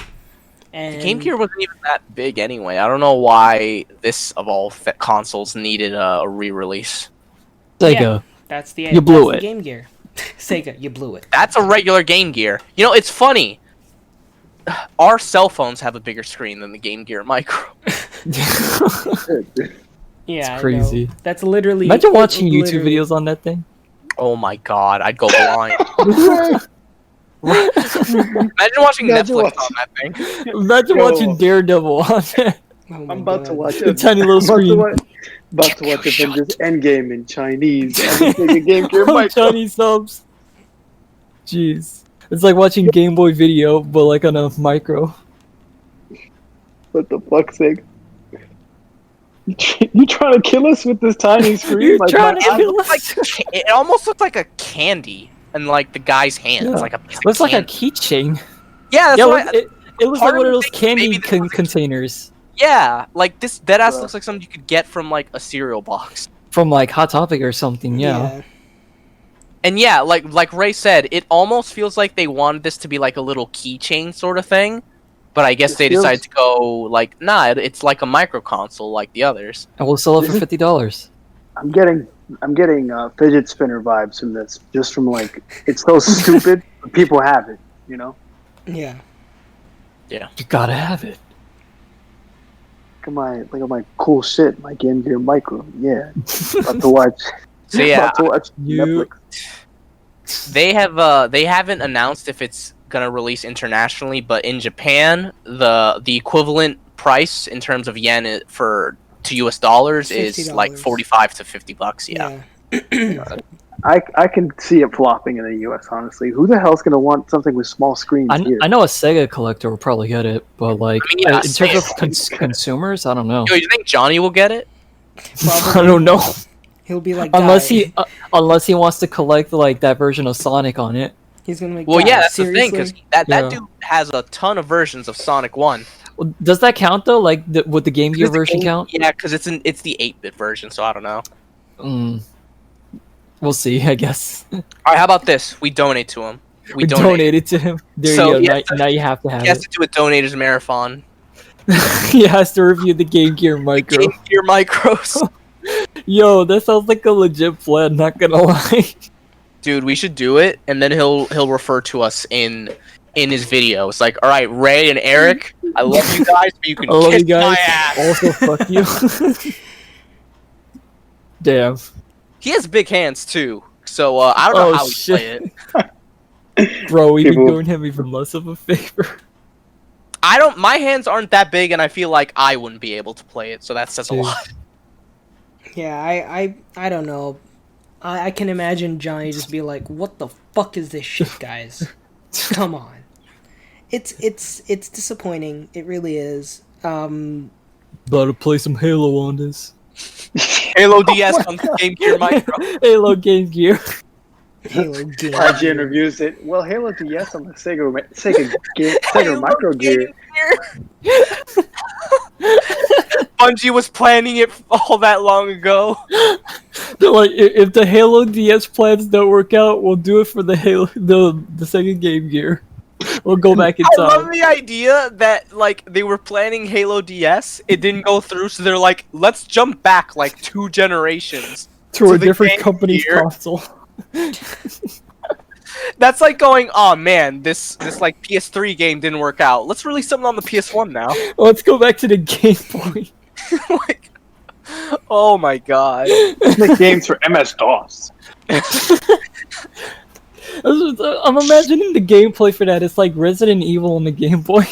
Yo, I still love that was a thing. Jesus Christ, Capcom that was so actually bad. did that. It's a real thing. With like they literally tried to emulate the PlayStation gameplay of it. God. They tried to emulate it, or they made a different version? No, like it's the game. It's literally Resident Evil. It's literally the Boy game. Color. Like it's not a side scroller. Like it's literally the same game as the PlayStation 1. Now, like, it's in Ray, black and that white. Not gonna lie, the first Resident Evil game is trash. It looks What? like a Game & Watch game. what are you talking about? The first I don't mean Resident Evil was quality. amazing. I saw gameplay. I think it was maybe not. I'm not talking about the PS1 version Oh, or the Game Boy you version. think the, There was another you think version. you think the remake is trash? That's like one of the No, best Resident Evil games. No, not the remake. There's another version that I saw gameplay of that wasn't the PS1 or the. Didn't Resident Evil games come out on PC too? Like earlier. Yeah, like Oh yeah, you're talking There was about a those really, versions? really bad. I don't know if it was Resident Evil 1, but there was a trash Resident Evil game on PC. Like it looked like garbage. that must have been like a really bad PC port because there I are think Johnny some bad, talked about that. there are some bad PC ports for Resident Yeah. Evil games. Like the first PC port of Resident Evil 4 was awful, if you can believe it. Jesus. I was about to say, bro, that's a That's a high hot huge. take stand right there. taking right there. It It's a doesn't hot be like take. Resident Evil remake is trash. Just like Trash. Everybody in the comments comes after me. Canceled. Cancel. Cancel it. Cancelled like Crunchyroll Expo. It's like they grab a guillotine. Cancel him. No. We're at a panel and then someone like wants to ask Isaac a question. It's like, are you the bitch that said Resident Evil remake is trash? Fuck. Well, first of all, Isaac Atifa's Mom- over party. Oh Well, my first of all, that's God. not what your mom said. Second, runs out of the room. Get him! Yeah. Fuck. Resident Evil and Game Gear, guys. Oh boy. Right, Resident Evil on 1 on Game Boy. Did that actually come out? Because I know they were planning like a Resident Evil 2 on that's a Game good Boy, but that question. didn't happen. Hang on, let me look this up real quick. Resident Evil Game Boy. Because I know like the first one and the second Yeah. one had like Game Boy versions, but I think one of them was canceled. Resident Evil Gaiden is an action-adventure game for the Game Boy Color, co-developed by Capcom and M4, released December 14th, 2001. Okay, so that's the Uh, version of Resi 1 on Game Boy Color. Yeah, I think. Well, hang on, I'm looking. It says Resident Evil Game Boy Color. Sorry, I'm waiting for the page to load. Resident Evil was a planned Game Boy Color adaptation in a project outsourced to a British company, Hotgen Studios, intended for an autumn 1999 release. Repeatedly delayed due to programming issues and ultimately cancelled. Oh, really? Yeah. Never would have guessed. So I'm looking at this. Let me look up this Resident Evil Gaiden game while we're here. Okay, Resident because Evil I Gaiden. know they were attempting to put Resident Evil 2 on like one of the Game Boy systems as well, but it didn't work out. Hmm. But yeah, there were some Resi games on Game Boy Color, if you can believe it. So Gaiden is a completely different game, but Okay. but the first Resident Evil game that I was just talking about a minute ago, yeah, that's what I'm looking at here. That the prototype like, I think the version. leaked online. Yeah, Okay, so that was like an actual version of Resi 1, but it got canned and it leaked? yeah. Didn't the same thing happen for Resi 2? Because I could have sworn they were planning one for Resi 2 as well. I think they were. Let me just check real quick. Oh yeah, there's a whole thing on the wiki. Scrapped and canceled Resident Evil projects. Okay. Yeah. Yep, you're right. Yeah. Resident Evil 2, but what console? Sega Saturn. Oh, look, okay, here it is. Yeah, Resident Evil 2 Game Boy Advance was a thing. Oh yeah. Game Boy. Yeah, I'm looking at that now. Resident Evil 2 Boy. Game Boy Advance. That is wild. We need to dedicate a podcast to like shitty consoles, shitty games, and shitty consoles. Like, are we going to talk about Faces of CDI. Evil, Wand of Gamelon. These are the faces of evil. Because like God. now that you like brought up, now that Eric almost fought me over saying Resident Evil 1 was trash. I'm about to kick your ass. I love that like dishes sounded like they crashed in the background there. Yeah. Someone got real angry. Somebody that broke in my worse? house was ready to Somebody fight me because it said really Resident Evil wanted 1 to is trash. cancel Isaac. Oh, fuck you, Isaac. Even though this We're fighting podcast right is not now. being recorded to a live audience, they somehow know. Yeah, Iron Fist fans matter. they know you fucked up. Oh man. my god. But yeah. You told me because Eric was going to fight me for Resident Evil 1, like not being trash, but I have like I could go on a rant on all the shitty consoles and games that I played. Like, did you know there was a Rugrats game that came out on PS1? Yes. That was Oh yeah, I know about that one. I played it. that one was really good. No, that one was Yeah. really good. And but then there were like follow-up Nick games that were garbage, like Hey, absolute man, trash. Like which ones are you the talking Nicktoons about? racing games. Those There were, was a Nicktoons race. I think those No. were kind of good. The Nicktoons racing game on Game Boy Advance was not Game Boy Advance, Game Boy Color. It came out on Game Boy Advance and Game Boy Color. The Nicktoons racing game on Game Boy Color was like awful. Oh What makes yeah, it I've, awful? I've seen gameplay of it. Why is it awful? Okay, for instance, there's a track, the Bikini Bottom track. You're basically racing around endless SpongeBob and Squidward tiki houses. Somebody in the comments said, "I didn't know SpongeBob and Squidward owned so much real estate." It's basically like an infinite loop of like fucking tiki houses and pineapples, and like you don't even see items. You're like shooting out fucking goo at so people. it's just bland and not as good as say Mario Kart. Yeah. It's bland, yeah. It's just like it's got. Well, it's not even compared to Mario Kart, but like, you know, the Nick Racing games, like how cool they were on like PS1 and arcade. And even PS1 now, and arcade, yeah. even now on like PS4 and I think on Switch. Switch, yeah, the new one that came out. Yeah, just like awful games. But yeah, Resident Evil 1 is trash. Jesus. The also Better calm down there. Attack. Do you guys remember Attack of the Twonkies? Was that a good game? I think it was, right? I owned it, but I never actually played. I really don't know. Finished it. I know I it wasn't- came out as a game, but like I don't wasn't remember. into it as much, honestly, as I was the first Nicktoons Unite game. That game was good. Oh yeah. My favorite part about that game is that it actually keeps in continuity because Jimmy and Timmy already know each other in that. Yeah. Oh hey, I remember you. Yeah, there was a scene where like Cindy was like, "Oh shoot, Timmy, I didn't know you were back in Retroville." That was great. Yeah, I actually can't wait for Battle of Bikini Bottom. rehydrate. Oh yeah, when's that coming out again? Soonish. I can't remember the date. Oh yeah, we're There's living been in a lot it. of there's been a lot of commercials. Isaac turned into the Kool-Aid Man for a second. Oh yeah, here we go. Man. Because we're living in the battle. We're living in Battle for Bikini Bottom, bro. It's real life. Okay, so I looked it up. It's coming out in like 3 weeks. All right, great. I really hope that does good. I want to see hope more it- like yeah, I hope the remastered game turns license out well. games. Yeah, I'm getting it on Switch, I think. Although Yeah, I'm me gonna too. wait and see if it actually turns out well. I legit want to see like Nicktoons Unite remastered. Have you guys Like- seen early reviews yet? Or I'm not sure if they're out already. Are they? There's no reviews yet. No I reviews can't yet. be like, well, Battle for Bikini Bottom is a great SpongeBob game. It's not a SpongeBob game. There's too much 2 out of water. 10. There's too much. water. Too much water. Are you ready, kids? They have some like shitty, like cheesy catchphrase like, "Are you ready?" Yeah, you know they'll do that. Some reviewers Oh absolutely shit! gonna do that. Yeah. And be like, Nick, your boots taste so good. Oh my God. Ray just referenced the poop that we watched yesterday. The YouTube. poop. when Exo the pirate Chespadaro. gets shot up by the kids. Oh my Are you God. ready, kid? No shit. Oh. That's IGN Yeah, right but there. a lot of reviewers are definitely going to be like, "Yo, That's this the is reactions they'll get. and be like, Yo, this is let the me stop best before game. somebody attacks the IGN office, like because they give a bad review to SpongeBob. SpongeBob Yo, Battle for Bikini Bottom. Imagine they're going to be Somebody like, comes to guys, I have to say that Battle for the Bikini Bottom was the best fucking SpongeBob game ever, and then everyone's just gonna be like, what? Will they make a video like how Angry Video Game Nerd talked about Ninja Baseball Batman? Yes. And how it was like, this is a special message about a game that has changed my life. It's a game called Ninja Baseball Batman. You just hear that title and you're just thinking of so many great things. Like, what kind of man or person or alien or whoever or whatever came up with that?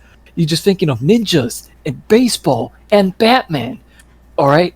Just say it in your head. Ninja Baseball Batman. I think we All watched right. this video That's on a lot the of same excitement. day. There's a lot of excitement going through your head. Let's take a look at the gameplay. We watched this video on the same exact day that we watched the video about Food Fight, and Oh, Eric yeah. had that bruh face the entire Yo, time. we went from a negative, the most negative review of a movie Nostalgia Critic has ever made, to one of the most positive reviews of a game that Angry Video Game Nerd ever made. The only Like, what thing a I remember- contrast. Yeah, no, The only because thing I I remember remember, like, Eric was like in such shock that this was a movie that people had created. Oh, Isaac, right.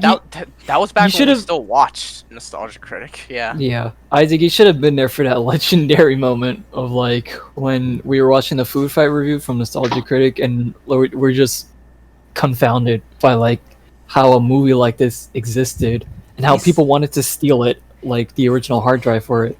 He sat there with his mouth fuck? gaped open, and he's like he was shocked. And the Genuinely bullshit is just so shocked. bullshit. Yeah, when the bullshit is so Eric was? just so yeah.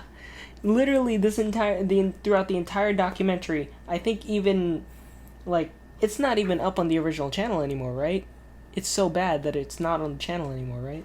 I don't know. No, I mean the review for I don't know. Maybe it is.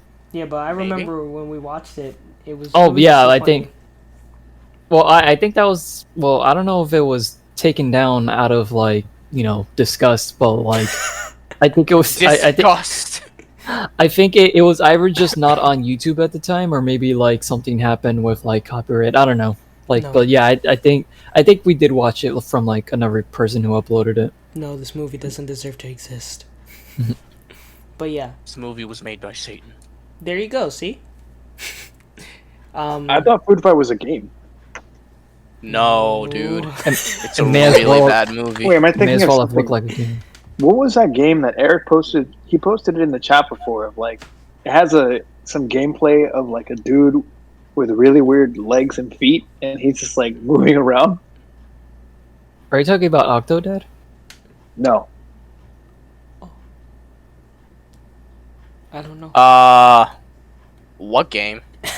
I'm trying to look it up now. Not Food Fight. Okay, it's a GIF of like a Oh, guy. that's from it's- Food Fight. Yeah, that's from Food Fight. I know Oh the yeah, game you're talking about. that's not from a game, Isaac. That's from the movie.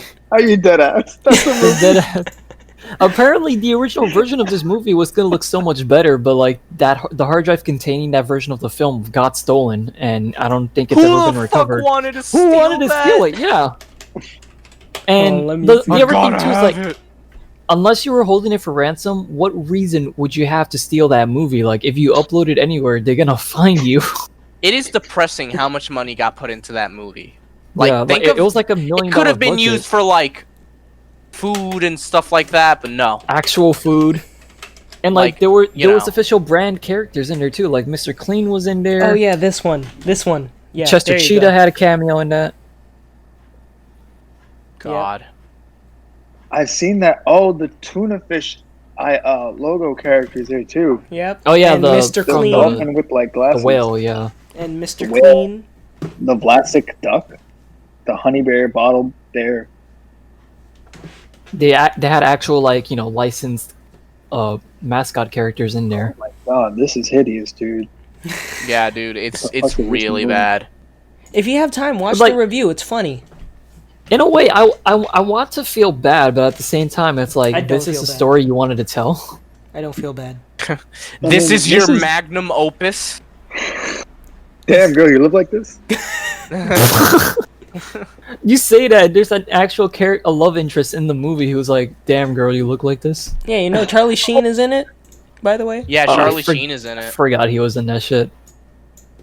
He's the main character, right? Yes. Yeah. He's Yeah, the, yep, he's dog the dog. detective dude. Yeah. But apparently he's not even in the last, like, 15 minutes or something like that, if I remember correctly. No, he he ran is. out. Apparently he's not He in the is. last Airbender. Okay. He is. Sadly, Charlie Sheen's yeah. in the last Airbender, Isaac. Bro, I thought that's what Lawrence was saying. No, there was something about it. he like, voiced they Ozai in the didn't. last He 15 couldn't minutes.